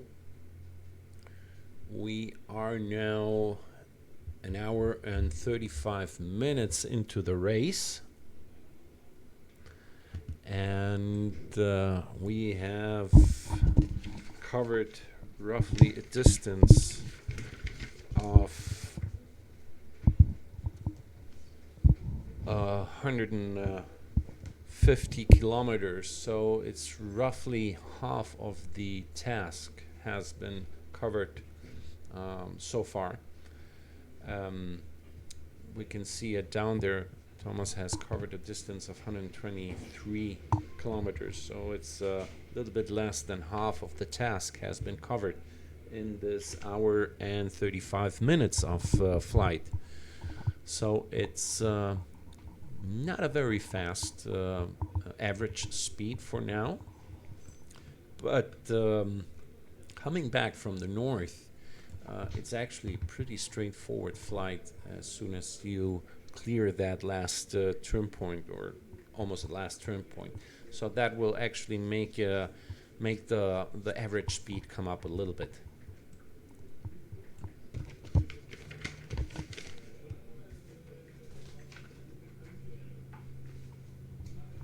Remember, for example, the day of yesterday, they had a 363 kilometer race, started a little bit earlier, so it was a little bit longer race than today, and they did a scoring speed of 109 kilometers per hour, almost 110 kilometers per hour, the fastest one. That was Marius. So for now, the leader in the race is René Vidal. And you can see René has flown about 200 kilometers now and has an average speed of 133 kilometers. And he's the leader right now into the race. Notice how Marius, I'm not sure if there is a glitch in his signal or he's actually a little bit further behind now. I'll take a look at the two-dimensional view, if that is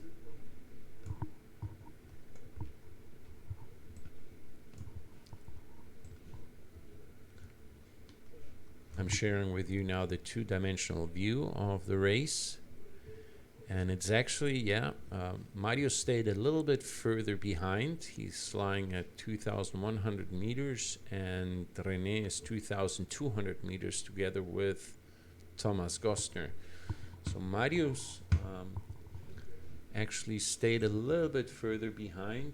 They circled one of the thermals a while ago, all three together, and it looks like he decided to stay in there for a little bit longer, but that separated him from the leaders. There is a distance of about 2 kilometers, 3 kilometers in between them now, I would guess.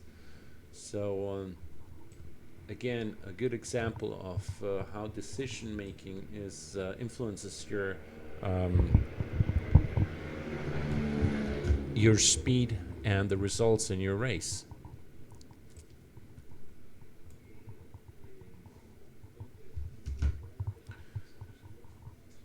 René and Thomas is actually again in formation flag. that's formation flying, yeah. It is true.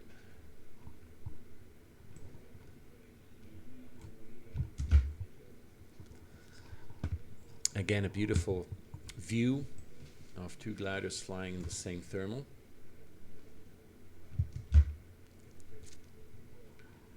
If we step inside of the cabin of René Vidal,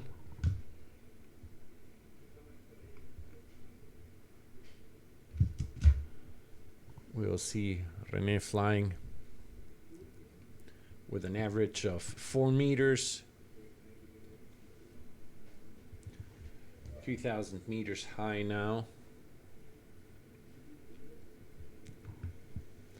and with a ground speed of 138 kilometers per hour. That is an indicated speed of, I would say, about 90 kilometers per hour, a little bit more, 100 kilometers per hour.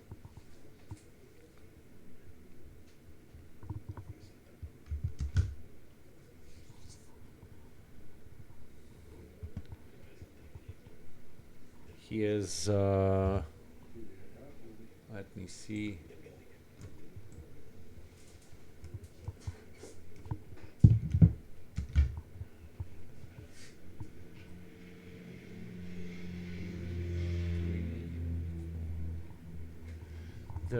They are now about 5 to 6 turns in that lift. Looks like Thomas is making very good use of that thermal. He's out climbing there, our friend René.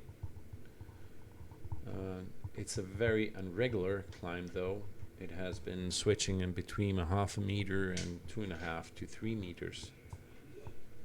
But they decided to stay in there. As we saw a while ago, a lift like this that starts weak with 1 meter or something like that can develop into a very strong climb. Sometimes these ridges create different bubbles of air that join into one mass that actually, when they join together, create a very strong lift. And that sometimes happens a few meters above the ridge, not just at the ridge itself. So you stay in one of these smaller bubbles and you will go into a lift that actually sucks in all this air and it creates one big bubble. And sometimes out of that bubble you have a very nice cloud and a good indicator of what that lift is doing. If it's the cloud is being fed and it's a cloud that is forming, or it's a cloud that is dissolving and there is no air that's feeding that lift. We can't say right now what the weather looks like up there in the north. They're already north of Santiago. This is called Laboratorio, the laboratory. I'll give you a view how this looks like.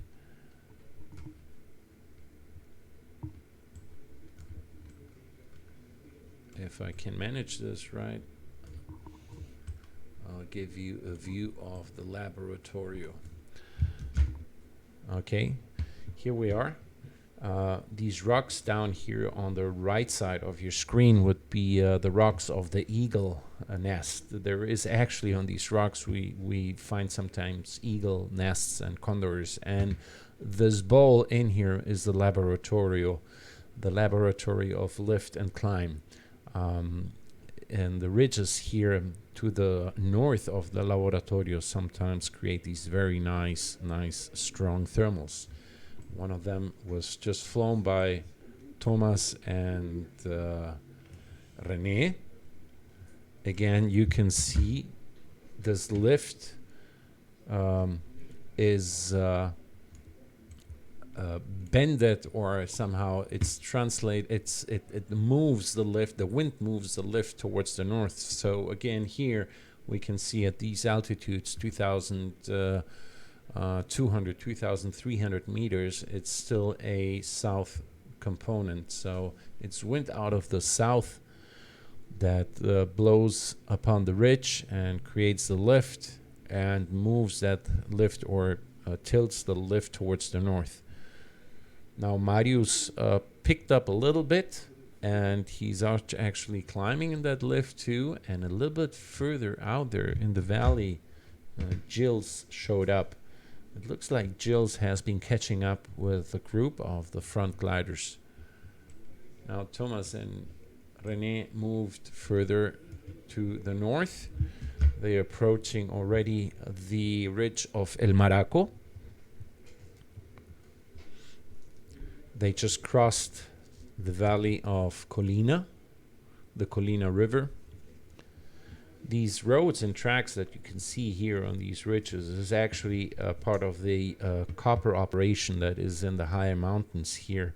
The slurry of that copper mine is transported on a pipeline through these mountains, and this pipeline is actually flows down this ridge, and the slurry picks up quite a lot of energy, and these dams and infrastructure here is actually infrastructure to slow down the slurry so it doesn't blow up the pipes, and then the slurry flows all the way down into the central valley where it is stored and dammed up in other valleys. We can see it later on the map. I will show you the pictures. It's not a very nice site, but it's part of, well, mining. We can see that René and Thomas, they are pressing further on. Marius definitely had a little bit of a setback, and he's about 2 or 3 clicks further to the south. But Gilles actually catched up and is actually about to catch up with Marius. Gilles is also now circling that thermal in the laboratorio, the northern tip of the laboratorio. That thermal was used by Thomas, by René, Marius, and Gilles also found it. For sure, he saw the other gliders circling in there, so he flew straight forward to it and is making now use of that lift. He's climbing about 1.5 meters. Now, it's not a very strong climb. We still have the trace of what Marius was doing in this climb. Let's see if it picks up a little bit more of energy in that thermal. There it goes, 3.5, 4 meters. That is definitely a very nice sound in the cockpit. Now it goes brrr, down again.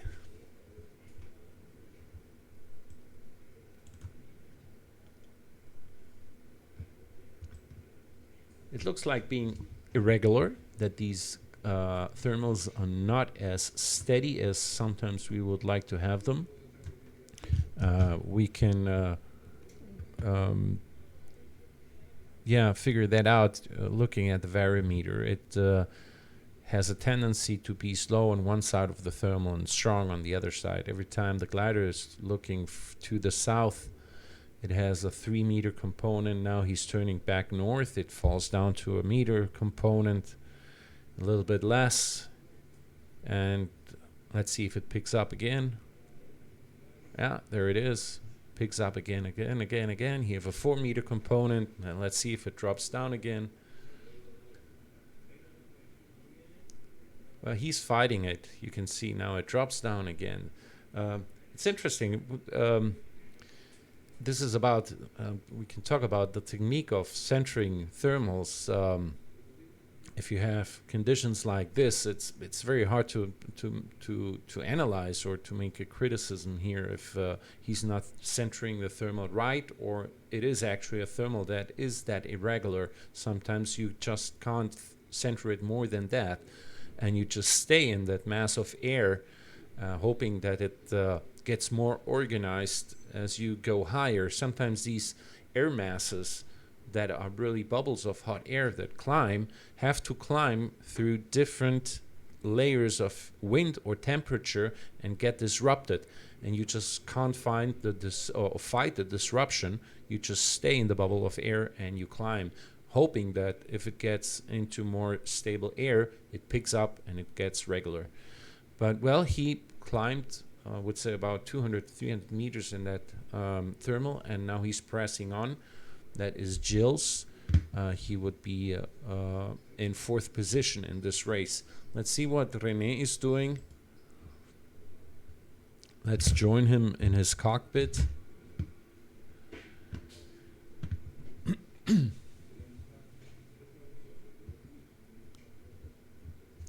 This is area where it gets a little bit flatter. You can see the slopes are not as steep as we had them on the southerly part of this race.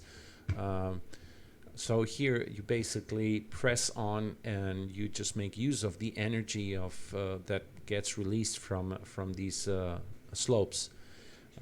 He's actually flying about 190, 200 kilometers per hour.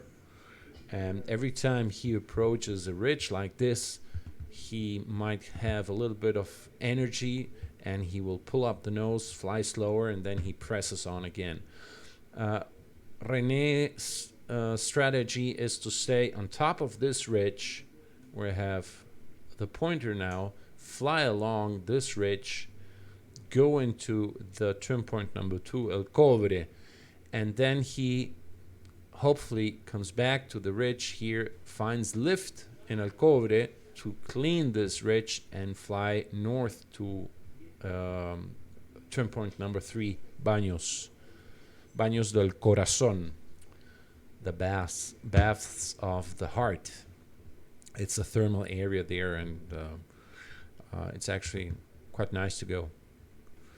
You can see, as I mentioned, René will be pressing on, staying on top of the ridge.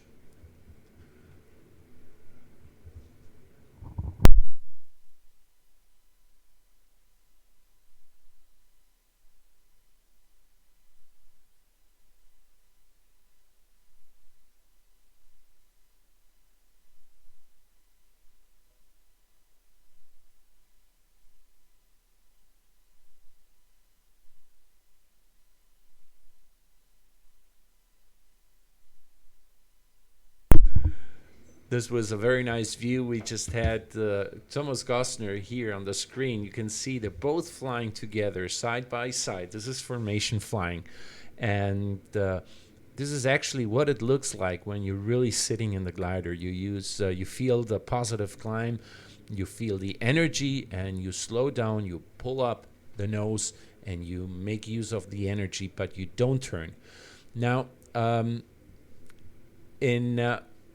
on a certain point here, they will have to actually stop and turn if they want to fly north to Baños del Corazón. The ideal would be finding a thermal to get on top of the ridge, fly into the turn point number 2, and then come back.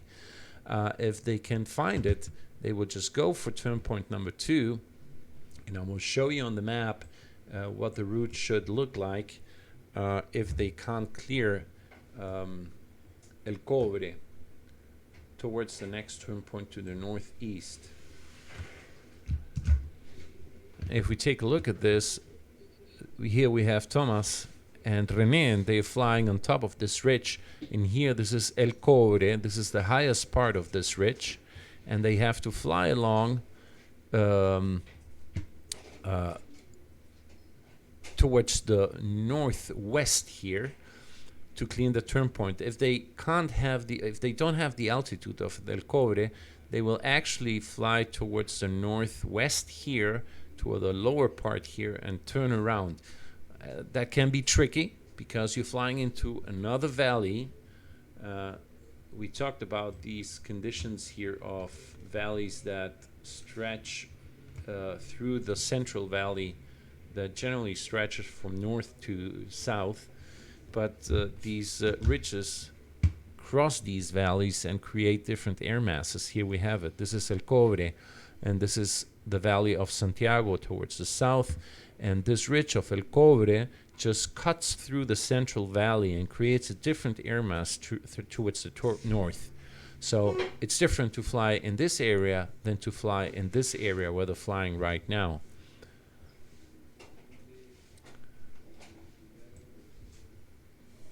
I just zoomed in, and as I guessed, they actually kept pressing on.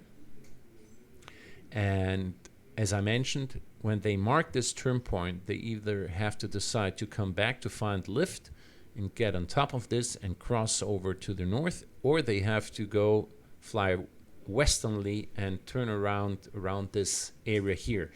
But then they have a pretty tricky way along the valley towards turn point 3, Baños. Here we have a little bit more general view of what they have to do if they can't get the height to cross El Cobre straight over it towards Baños. They would have actually to fly towards the west. That can be tricky. Let's see what happens. We will join René in his cockpit here. He's following Thomas closely, and he's still flying along the ridge of El Cobre. What you can see down there is one of these channels where they transport the slurry of the copper operation that is in the mountains towards the Central Valley. Well, they decided to keep pressing on without climbing. They haven't marked the turn point yet. Turn point number 2, El Cobre.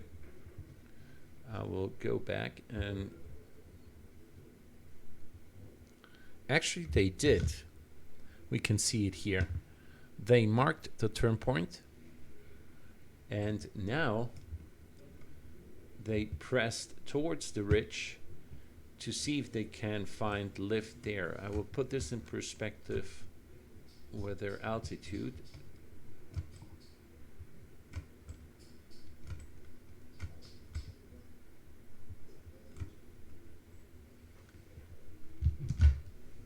This gives you an impression of where they're flying.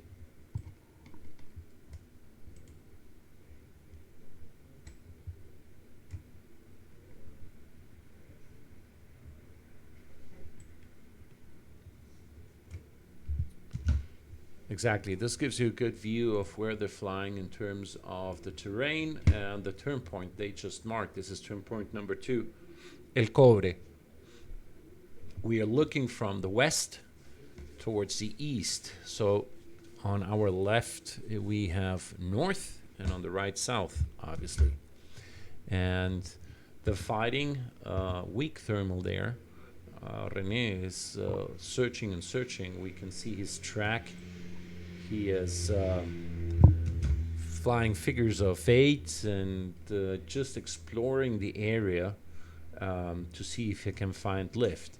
Now, the interesting thing is, look what happened. Marius could catch up and join them, or Thomas and René are flying slower, so that gave Marius the opportunity to catch up. But Thomas and René, they couldn't find what they were expecting, the lift they needed to just make a clean flight over to the next turn point. So this is going to be interesting to see what is the route they're going to decide to take to go for turn point number 3.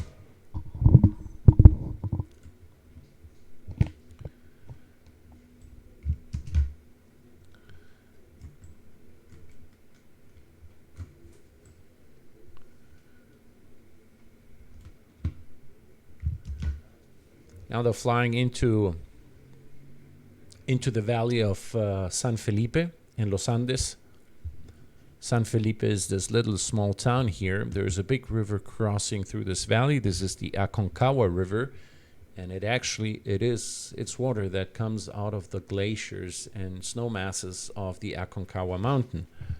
On this view here, under the compass rose, you will have the peak of the Aconcagua mountain, and you can see this long valley that comes out of that area is the Aconcagua River, and the border with Argentina is just on the highest peaks and ridges here. The border between both countries is actually the line that divides the waters that flows towards the west is Chile, and water that flows towards the east is Argentina. That was the theory that was used when they set up the borderline. There's still some controversy on some areas if that is the right way to set up the border or if it's set up right. But we are actually not in a conflict with Argentina about our borderlines right now, fortunately. Coming back to glider flying in competition, René and Thomas are still flying together, wing to wing, and Marius caught up with them. Remember, Marius was about 5 kilometers behind them, He's actually right now a little bit higher than them, further to the southeast, taking a little bit different route. I would say that Marius has René and Thomas in sight, and he's deciding, as it looks, to cross the valley without going for any lift. What René and Thomas Gosner are flying now is a pretty interesting thermal here. It actually has a name. This is the thermal of Mario Reyes. Mario Reyes, he's actually competing. He's number 3. He is flying in a Ventus B, Lima Whiskey Delta. He also always used to fly into this thermal, and we always said, why is he flying in that thermal? That thermal shouldn't be there. Normally here you still have a southwesterly wind, but with air masses coming in from the coastline through the Aconcagua Valley, and it just mixes up so much air in different airs that somehow in the middle of nowhere in that valley you might get this very strong lift. And you can see Thomas and René, they're flying in that thermal now with an average of 2.5-3 meters. And Marius somehow saw them, and he looked like he went for them, but then he decided just to keep flying along.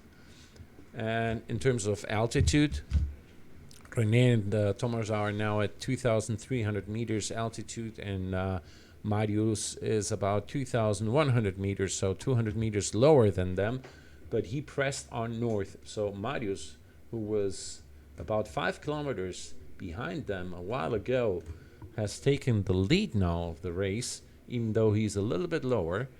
But interesting, he decided just to go for it. And he's going for the turn point. Now he has to climb. He has to find some lift. And here, I think experience in this area is important. And you can see it. René and Thomas actually decided to stay in that thermal. They're still climbing 2.5 meters, 3 meters. Doesn't matter if I focus in on Thomas or René. They will actually have about the same information on the variometers. Here we can see Thomas 2.5, but they're circling together, wing to wing. René is a little bit higher in this thermal, but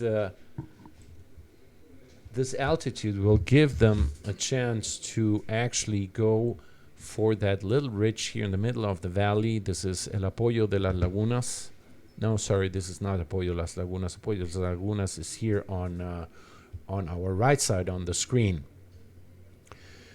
Marius actually decided just to fly straight ahead, but he's flying into lower terrain now. He is about 500 meters lower than René and Thomas. And that can be tricky. That can be tricky here in the valley of Aconcagua. Sometimes you just fall out of the mass of air that creates energy and gives you lift, and you fall below it, and you will have a hard time to recover from that decision. So this is definitely something that comes from the experience in flying into this valley.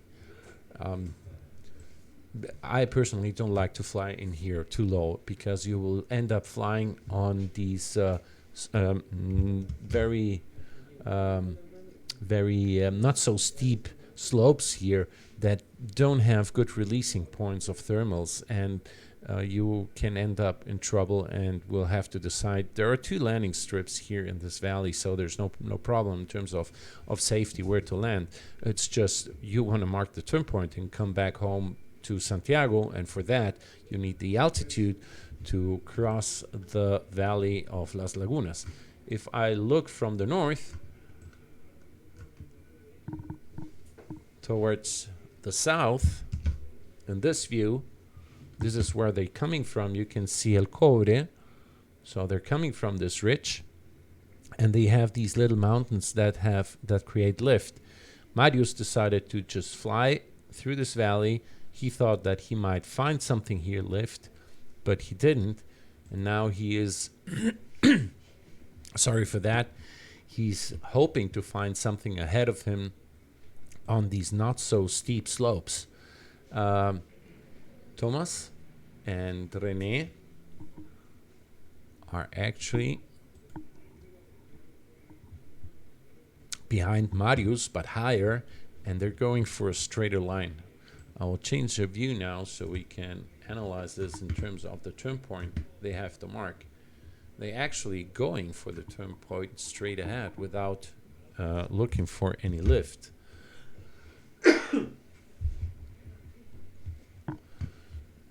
We can see Thomas and Rene. Rene is leading it. They're going for the turn point. And Marius actually had to deroute, and he's looking for some lift here. This is going to be very interesting to see what happens here.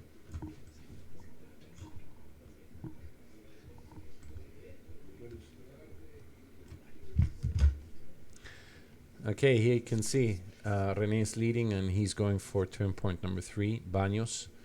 Marius looks like he was ahead, but he actually had to deroute towards the east, looking for some lift, and he didn't find anything. Now he decided to go for the turn point, but he's at 1,650 meters, and René Vidal is at 2,100 meters, so there are 500 meters of difference, and that is a lot of energy.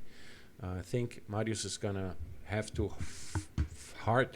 work hard to find lift to recover these 500 meters. Rene and Thomas are marking now turn point number 3.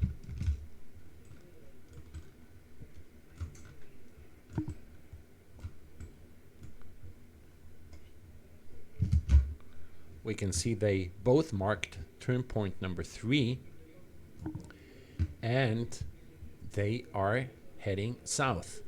Marius, instead, who had actually a chance to pick up with them, he decided not to stay in that one thermal that we talked about, the thermal of Mario Reyes that was behind of El Cobre. Remember, in this area here, René and Thomas Gosner decided to climb. They took about 500 meters out of that thermal. Mario saw him. It looked like he went for the thermal, but then he decided to just really cross the valley to go for the turn point. And now he got stuck up there in the north of the turn point, looking for lift. Let's see if we can see what he's doing. I just focused in on him. It's not a pretty good view in terms of where he is, but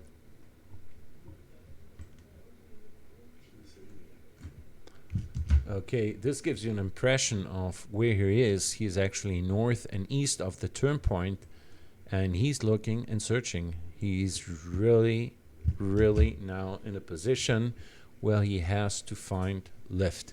And as I said, once you fall out of the energy line, out of the mass that creates lift, and you fall below it in this valley, once you're below it, is really hard, and it takes you a lot of sweat to get up there. You have to really search for it, fly figures of 8, take the weakest thing you get, just stay with it, and hope that it gets organized and stronger and gives you potential to climb back up. If we look south, we will see the other gliders coming in, and definitely Thomas Gosner and René Vidal pressing south and with more altitude. Here we have Marius, who got stuck in there. It's pretty warm air, and you can get pretty desperate down there. Let's hope the best for him to find something and get some climb back up.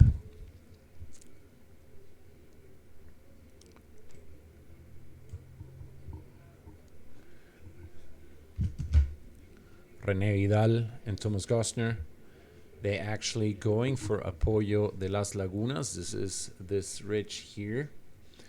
You can approach this ridge pretty low, and it's normally a very good starting point for thermals.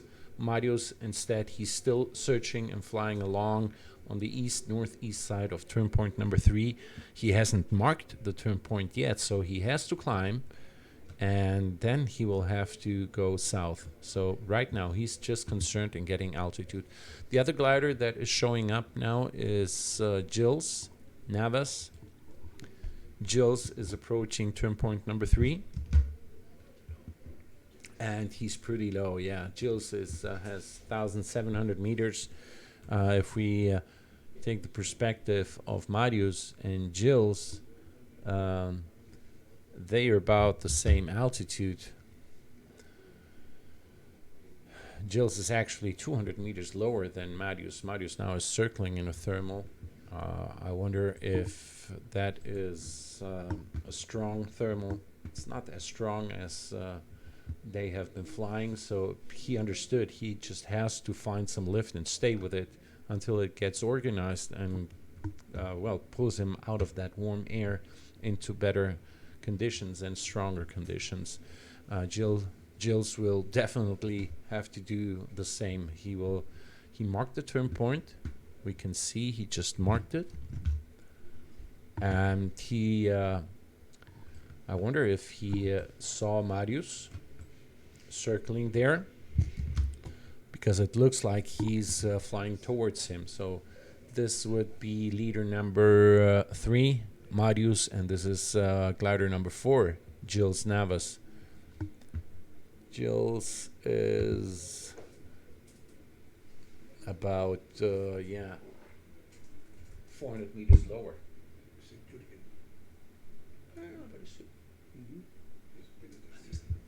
I just got information about Jürgen Wenzel. Let me see if I can find him on the other screen.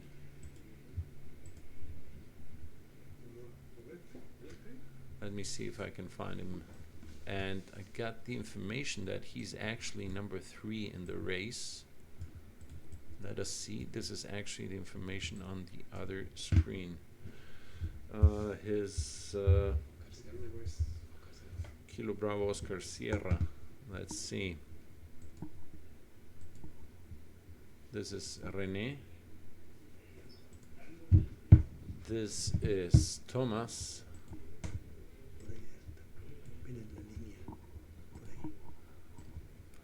I will put the 2D screen on. We have, this is Thomas Gostner and this is René. And this one, nope, this is Marius. And this is Papa Quebec Zulu. Now, it was a weak signal. We just had a weak signal of. Now I can't find him, but he's actually. I'm having the information that Jürgen Wenzel is 3rd in the qualifying now. So René and Thomas is leading, and 3rd is Jürgen Wenzel. Good information. Well, we can see these 2 gliders. We stayed with them for a while. They're climbing and working hard to get out of there. We will join now René and Thomas Gostner. Let's fly with Thomas in his cockpit. He's at the Apoyo de las Lagunas, climbing 2.5 meters. 2,500 meters high, and he's circling together with René Vidal in Apoyo Las Lagunas. We can see them here.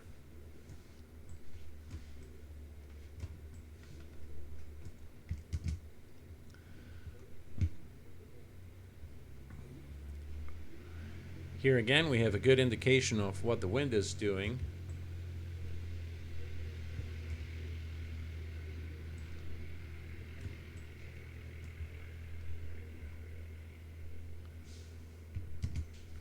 You can see definitely it's a northwesterly component here. So these are more than general winds. These are the winds that are created in these valleys. These valleys are very influenced about the air masses, as I said, from the coast and the mountains. So as the mountains are heated up, all this area, this creates like a big suction effect and sucks in the wind and the air mass of the valley. So if we have a general wind of a south component, down here we will have westerly winds because it's wind air mass that is being sucked into this big valley that has been heated up during the day by the sun. So I'm sorry for that. As a general view, we can see that turn point number 3 is here. Here is Gilles that marked the turn point, and he's going for a climb. And Marius, who was pretty low, had to climb in this area. He went for the turn point now, and now he's going further south to see if he can catch up again with Thomas Gostner and René Vidal.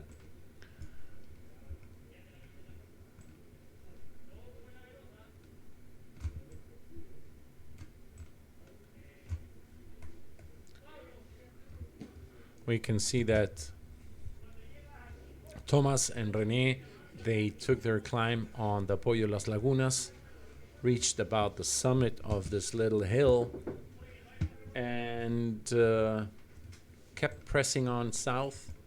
This is a very common way to fly this area for us. They're going for Las Lagunas. They have right now 2,400 meters. They have about the altitude they need to keep flying further south. I would say with the experience that René has here in this area, he will not turn anymore. He will just go for the ridges, use the energy, and maintain this altitude and the speed, and he will not stop and turn. He has the altitude to clear. I will show you a little bit the route of what I would guess he would do. If you see he's flying along this ridge here now, and then I think he will turn southwest and he will clear this ridge on the westerly side here, more than staying in this area and climbing up high, because he doesn't need this altitude anymore to go. He just wants to go fast back to what is left of this race. Turn point number 4 is 3K. This is 3 kilometers. Is a 3-click out of the landing field. It's basically a turn point to line up the gliders with the airfield and make a safe final flight. As I said, René will not circle. He's just using the energy, flying along Las Lagunas, turned right on a southwesterly course to clear the ridge on the other side of El Valle de las Lagunas, just ahead of him, just here ahead of him. He has to clean that ridge. Maybe if I get a little bit closer to him.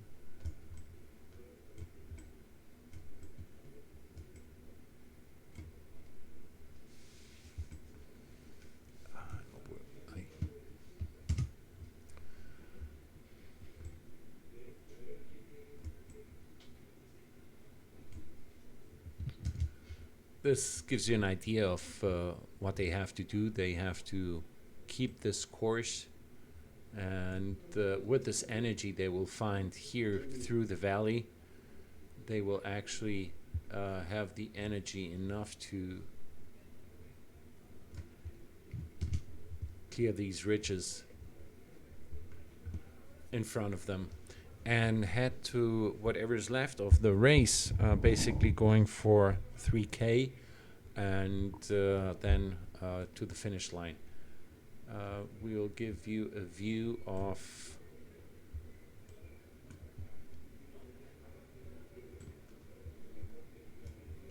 what is left of the race.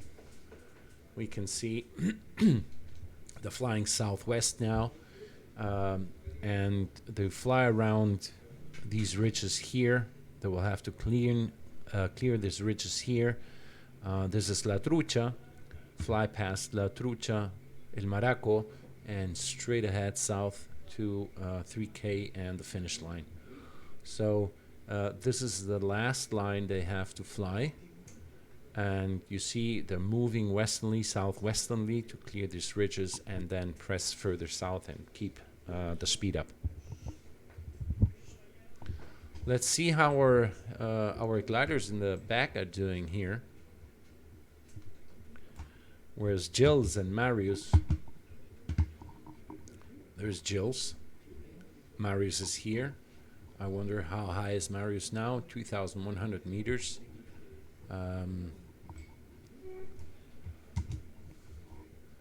We can see he is turning. I wonder if that is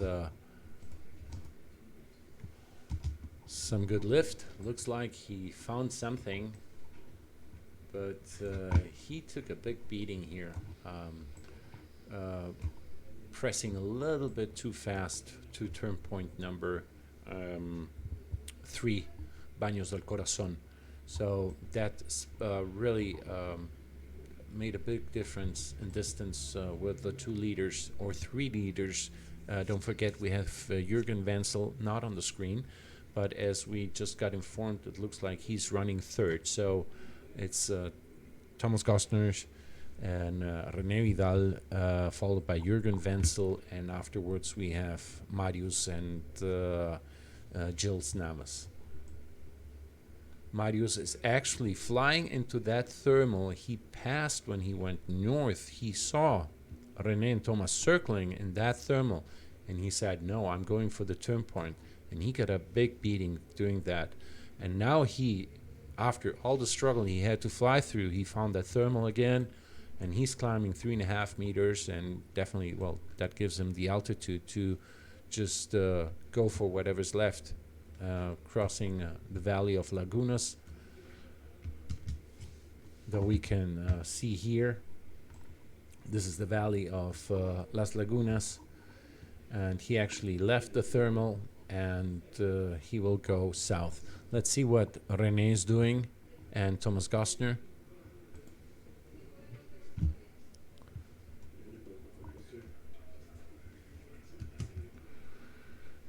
Yeah, René and Thomas, they are actually approaching La Trucha. The whole thing is being led by René.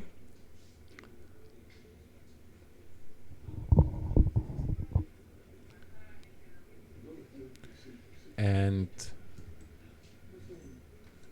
Thomas and René are basically at the same altitude.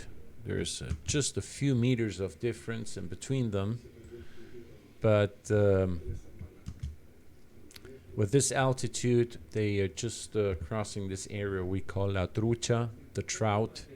They will use the energy of these ridges, but not turn anymore. With this altitude, you have energy enough to just keep flying on south over the Laboratorio past Eagles Rock, La Dehesa, and to 3K and the finish line.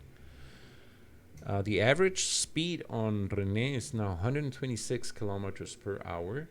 The distance left is 34 kilometers, flown 286. So it is a faster average speed than yesterday. You will see it will hit about the 130 kilometers, 135 kilometers per hour mark. As they will not turn anymore, everything they have in front of here is flying pretty fast, just slowing down for the patches of energy they find on their way, but not to turn anymore. The ridge they have in front of them is called El Maraco.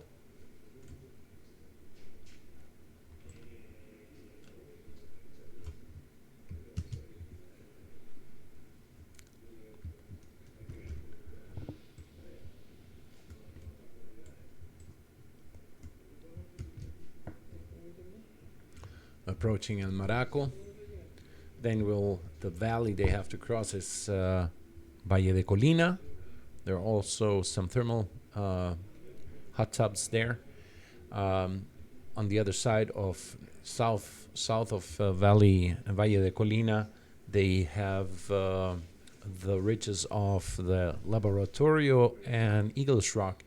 From there on, it's basically one fast final glide towards 3K and Vitacura.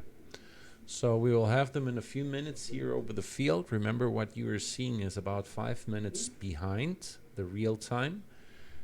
From now on, I will not switch to the 2G view, so we don't get confused here. We will stay with this view and enjoy what is left from the race.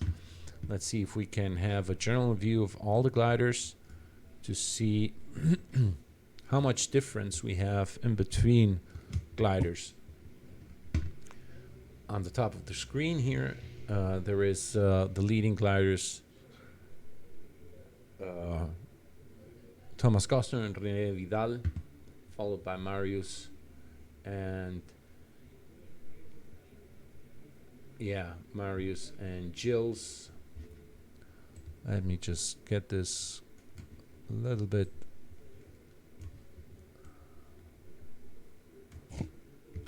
on a better perspective here. We still have gliders flying north towards turn point number 3, but others, all the rest of them are actually flying towards the south.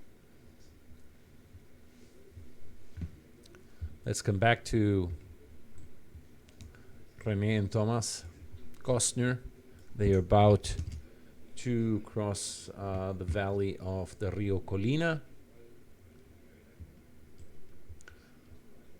They will leave Laboratorio on their left. They will leave the Eagles Rock on their left. With the altitude they have now, 2,100 meters, René and Thomas, they actually will fly along the Eagles Rock just to cross to La Dehesa, south of the Eagles Rock, and to go for 3K and the finish line.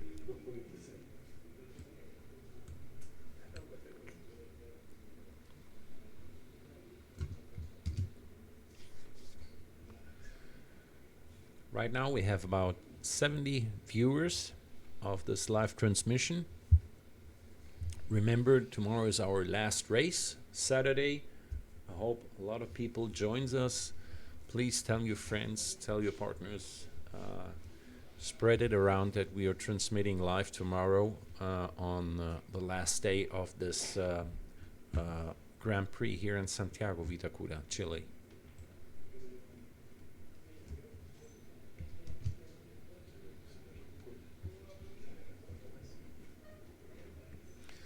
Now Thomas is leading. He's flying a little bit faster than René.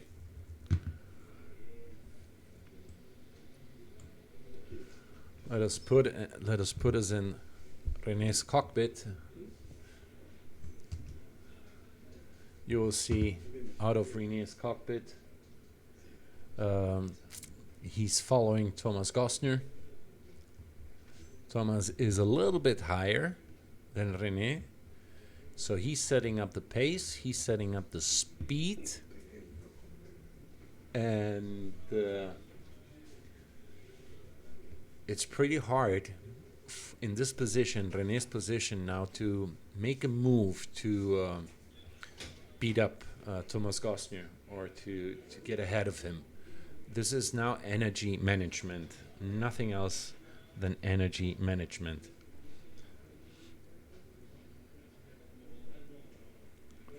And you have to be clean now with your flying. You have to be using the energy in the air. You have to get everything coordinated. Every little mistake sets you down a few meters and will not give you a chance to speed up. Right now, you can see we have a difference in altitude in between René and Thomas of about 50 meters, and 50 meters can make a big difference here in speed.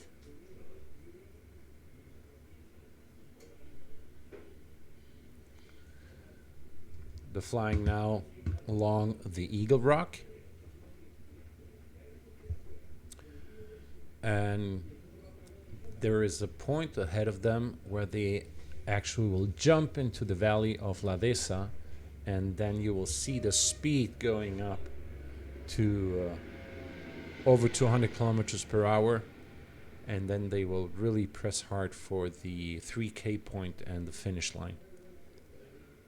Thomas is still staying ahead of René and higher than René, about 90 meters.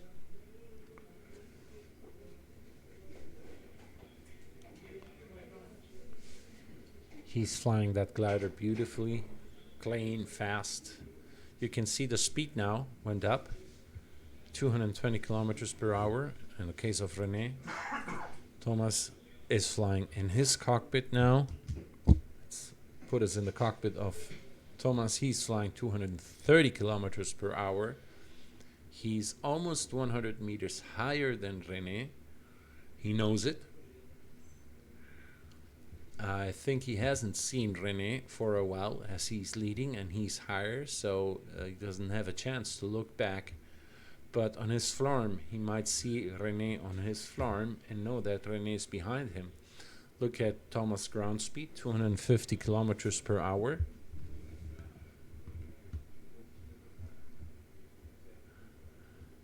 I will give you a closer view to his instruments, and you will see he's almost flying the maximum speed of the glider. He's almost at the red line. He's really, really, really going for it now. There, here in this area, you will have a south component. So he's flying with a little bit of headwind. So there is a difference in between the ground speed and the indicated speed here. And he's flying at an altitude of 1,500 meters. But he's almost at the red line. And he's going straight for 3K. Then he turns 90 degrees to the right and is approached with a runway, and he will cross the finish line. Let us take a look at the general view.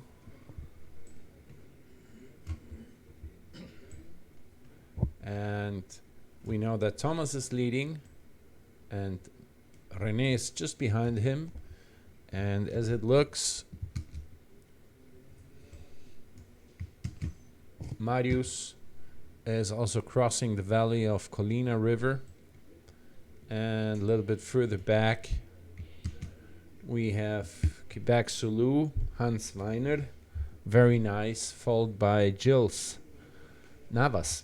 Gilles got set up in the back here. He made a little mistake, also flying north. Pretty at the beginning of the race, when they, after crossing the first turn point, Machali, he started to get set back in the race. Let's join the leaders. Thomas Gostner and René Vidal.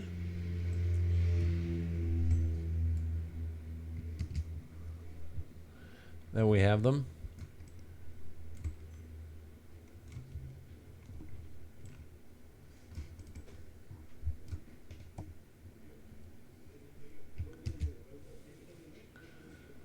There is Thomas going through 3K to get lined up with the finish line, as René Vidal is also doing it, and just going for that green finish line all the way down. Fast, go fast, go fast. 1,000 meters, 1,050 meters. Remember, there is a minimum altitude. They have to cross the finish line. If you are lower than that finish altitude that is set at 850 meters, that's roughly about 250 meters, 200 meters above the airfield. If you cross that finish line below it, you will get negative points. And so you have to be careful how low you pass the finish line. So The winner of the day is Thomas Gostner, followed by Rene Vidal, unless there's anything that would affect their score in terms of negative points.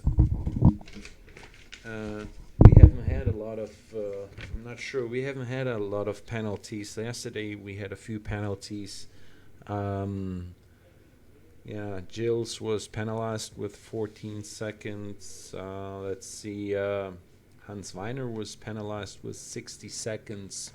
So I'm not sure what are the causes for these penalties, but we will inform you tomorrow if there was any penalty for the racers today.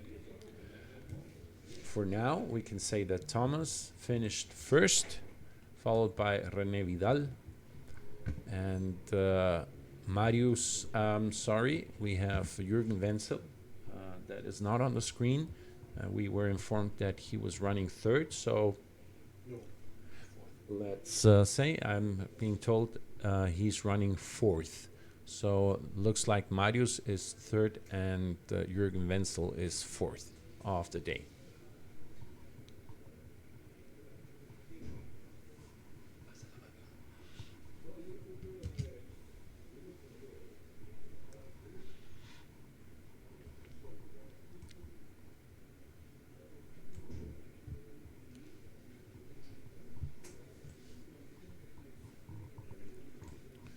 Remember, this is a qualifying race of the Sail Playing Grand Prix.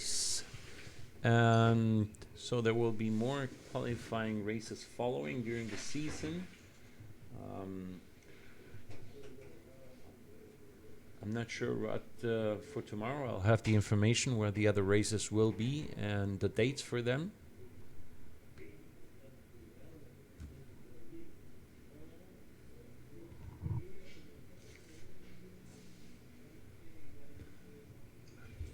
Marius, yeah. Just for your information, as I'm transmitting and showing you this here on the screen, I just had Marius landing in front of us. So we have Thomas, René, and Marius already on the ground.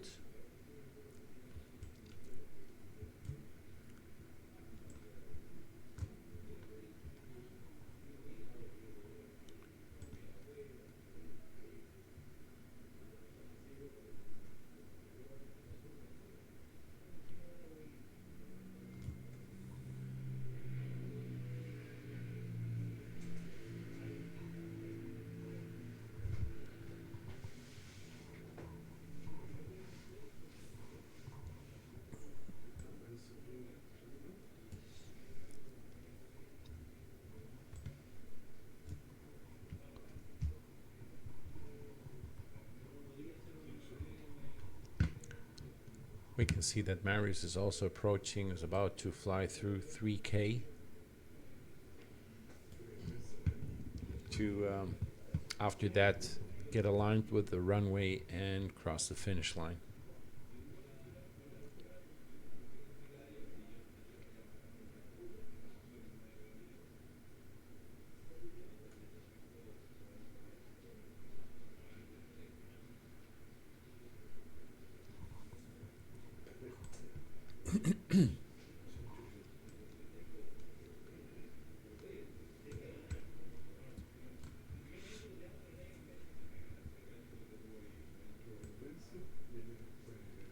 Unfortunately, we cannot set up music in the background.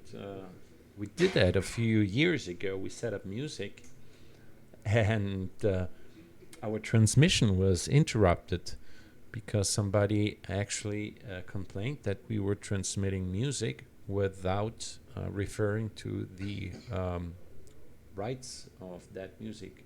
So since then, we cannot transmit music in the background to have a little bit more noise on your speaker than just my voice or the voice from whoever is doing the broadcast.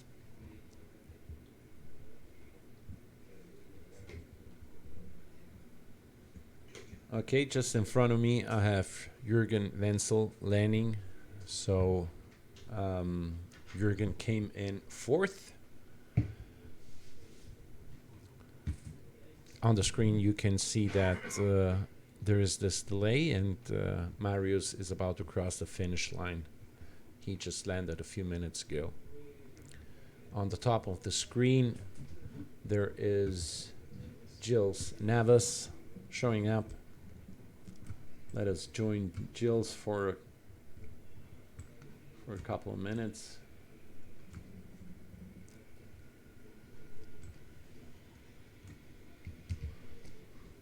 There's Gilles, followed by Papa Quebec Zulu Hans Weiner from our local flying club. Gilles is about to approach the Eagles Rock, and after that to jump into La Deza and for 3K and the finish line.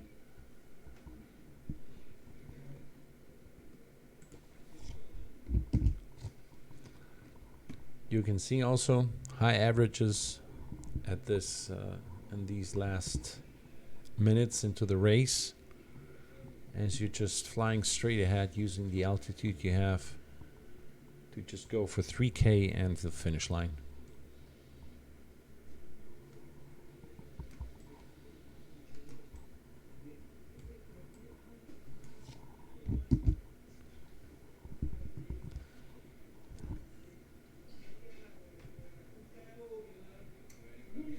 Gilles is also flying a ASG 29, same as Jürgen Wenzel.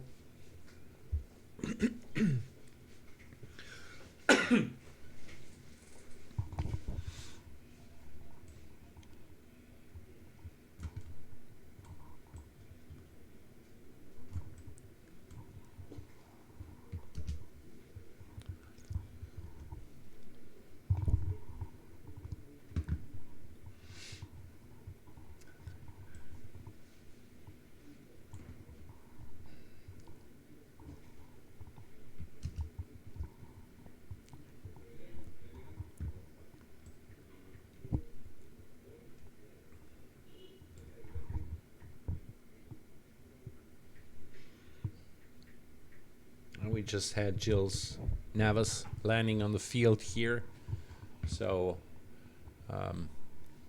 that is actually the delay. You have Gilles is here on the screen on your lower left side, and we just saw him landing on our field. So this is about the distance.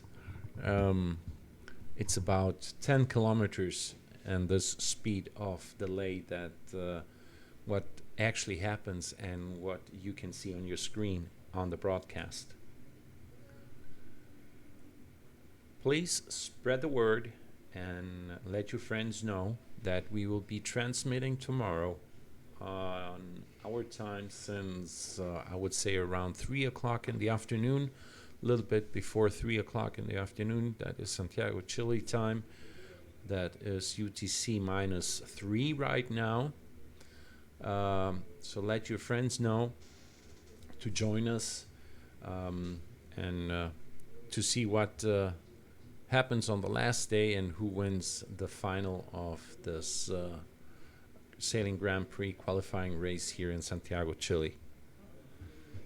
In Europe, that would be tomorrow, Chile, 3 o'clock in Europe. That would be about 6 o'clock in the afternoon. So perfect for a Saturday afternoon in the winter.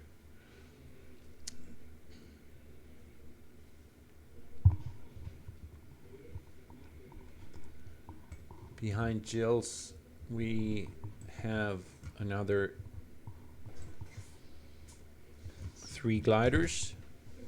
Papa Quebec Zulu, Papa Yankee Victor, that is Nicolas Becerra, and the other glider is Lima Whiskey Delta.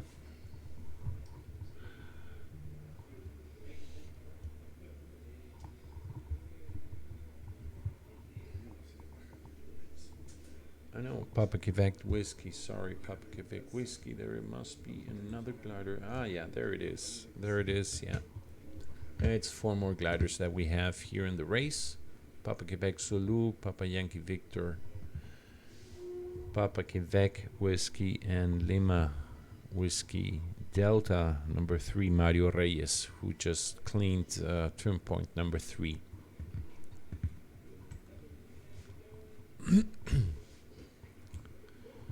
General view of the track that was flown today. Remember, we flew south towards Macheli, then we came back north to clean El Cobre. From El Cobre, we had to jump into the valley of Aconcagua, north of Los Andes, to the Baños del Corazón, and back to our airfield. That was a 320-kilometer task, and it was roughly flown in 2 hours and 45 minutes and about 127 kilometers per hour on average speed.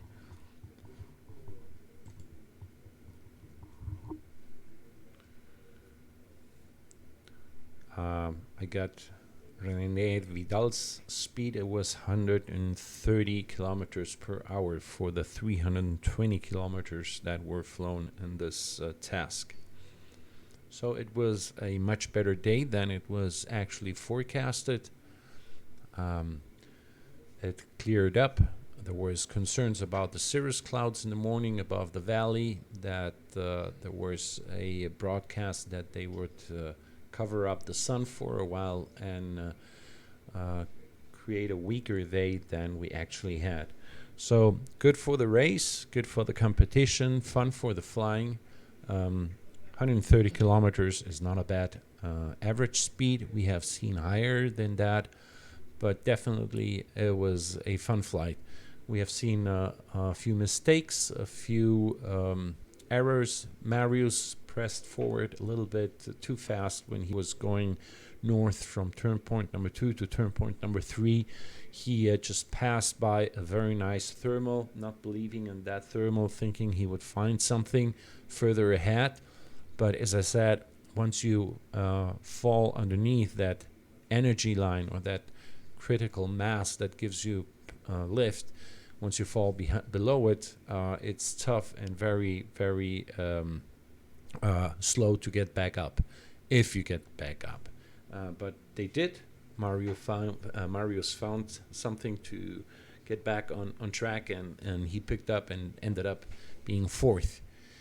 He was in the leading pack at the beginning, but, well, that's why they call it racing, and it's not just following. So tomorrow we will have another day. I hope you enjoyed the transmission. We will be back tomorrow, as I said, about 3 o'clock in the afternoon, our local time.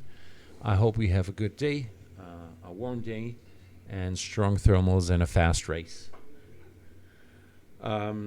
Nochmal zum Ende dieser Übertragung. Wir haben gesehen, Thomas Gostner hat den ersten Platz heute geschafft. René Vidal ist Zweiter angekommen und Dritter unser Freund Marius und Vierter Jürgen Wenzel. Jürgen Wenzel, den hatten wir leider heute nicht auf dem Bildschirm. Irgendwas ist mit seinem Gerät im Flieger nicht in Ordnung. Das wollen wir heute nochmal untersuchen, sodass wir ihn morgen genauso auf dem Bildschirm haben wie alle anderen. Es war ein 320 Kilometer langer Flug in einer Durchschnittsgeschwindigkeit von ungefähr 130 Stundenkilometer, geführt, wie gesagt, von Thomas Gostner und zweiter René Vidal. Es hat uns zuerst in den Süden von Santiago in die Höhe und Nähe von Rancagua gebracht, zurück in den Norden an den Cobre, über das Aconcagua-Tal auf die Nordseite des Aconcagua-Tals und wieder zurück nach Santiago. Und es war ein etwas besserer Tag als vorhergesagt. Die Cirruswolken sind schlussendlich über das Tal gezogen und haben die Sonne nicht so abgeblockt, wie es vorhergesehen war, und hat dadurch einen etwas schnelleren Tag ergeben als das, was gedacht wurde. Wir haben ein paar Fehler gesehen. Marius war unter den ersten 3 noch bis zum Wendepunkt 2, hat dann danach ein bisschen zu eilig in Richtung Norden gedrückt, ist an René und an Thomas Gostner vorbeigeflogen, an einer sehr guten Thermik, die normalerweise an dieser Stelle existiert, Richtung Norden vom El Cobre. Wir haben gesehen, Marius hat zuerst Richtung der Thermik eingewendet, muss die anderen Segelflieger gesehen haben, ist aber dran vorbeigeflogen und hat halt den Fehler begonnen, zu tief in dieses Tal hineinzufliegen. Und wenn man an einem Punkt ankommt, an einer Höhe, wo man unter die Energielinie kommt, ist es dann sehr, sehr schwer wieder hochzusteigen. Und das ist, was Marius heute geschehen ist. Er hat es schlussendlich dann doch noch geschafft, wieder hoch in Energielinie zu kommen und Flughöhe, und ist dann doch Dritter geworden. Aber er hat sehr viel Zeit verloren. Wir hoffen, dass wir morgen uns sehen. Bitte morgen Nachmittag. Wir werden ab 3 Uhr Nachmittag chilenischer Zeit, das ist also UTC-3, also ungefähr 6 Uhr nachmittags Europazeit, Deutschlandzeit, übertragen wir nochmal das letzte Rennen dieses Segelfliegen Grand Prix hier in Santiago de Chile, Vitacura, ein Qualifying. Und also ideales Panorama für morgen Nachmittag gegen 6 Uhr Nachmittag mit Glühwein im europäischen Winter uns hier zu verfolgen, wie wir in Chile in unserem Sommer gerade fliegen. Ich wünsche euch allen einen schönen Abend und wir sehen uns morgen. For everybody, a very good afternoon and we see you tomorrow. Bye bye.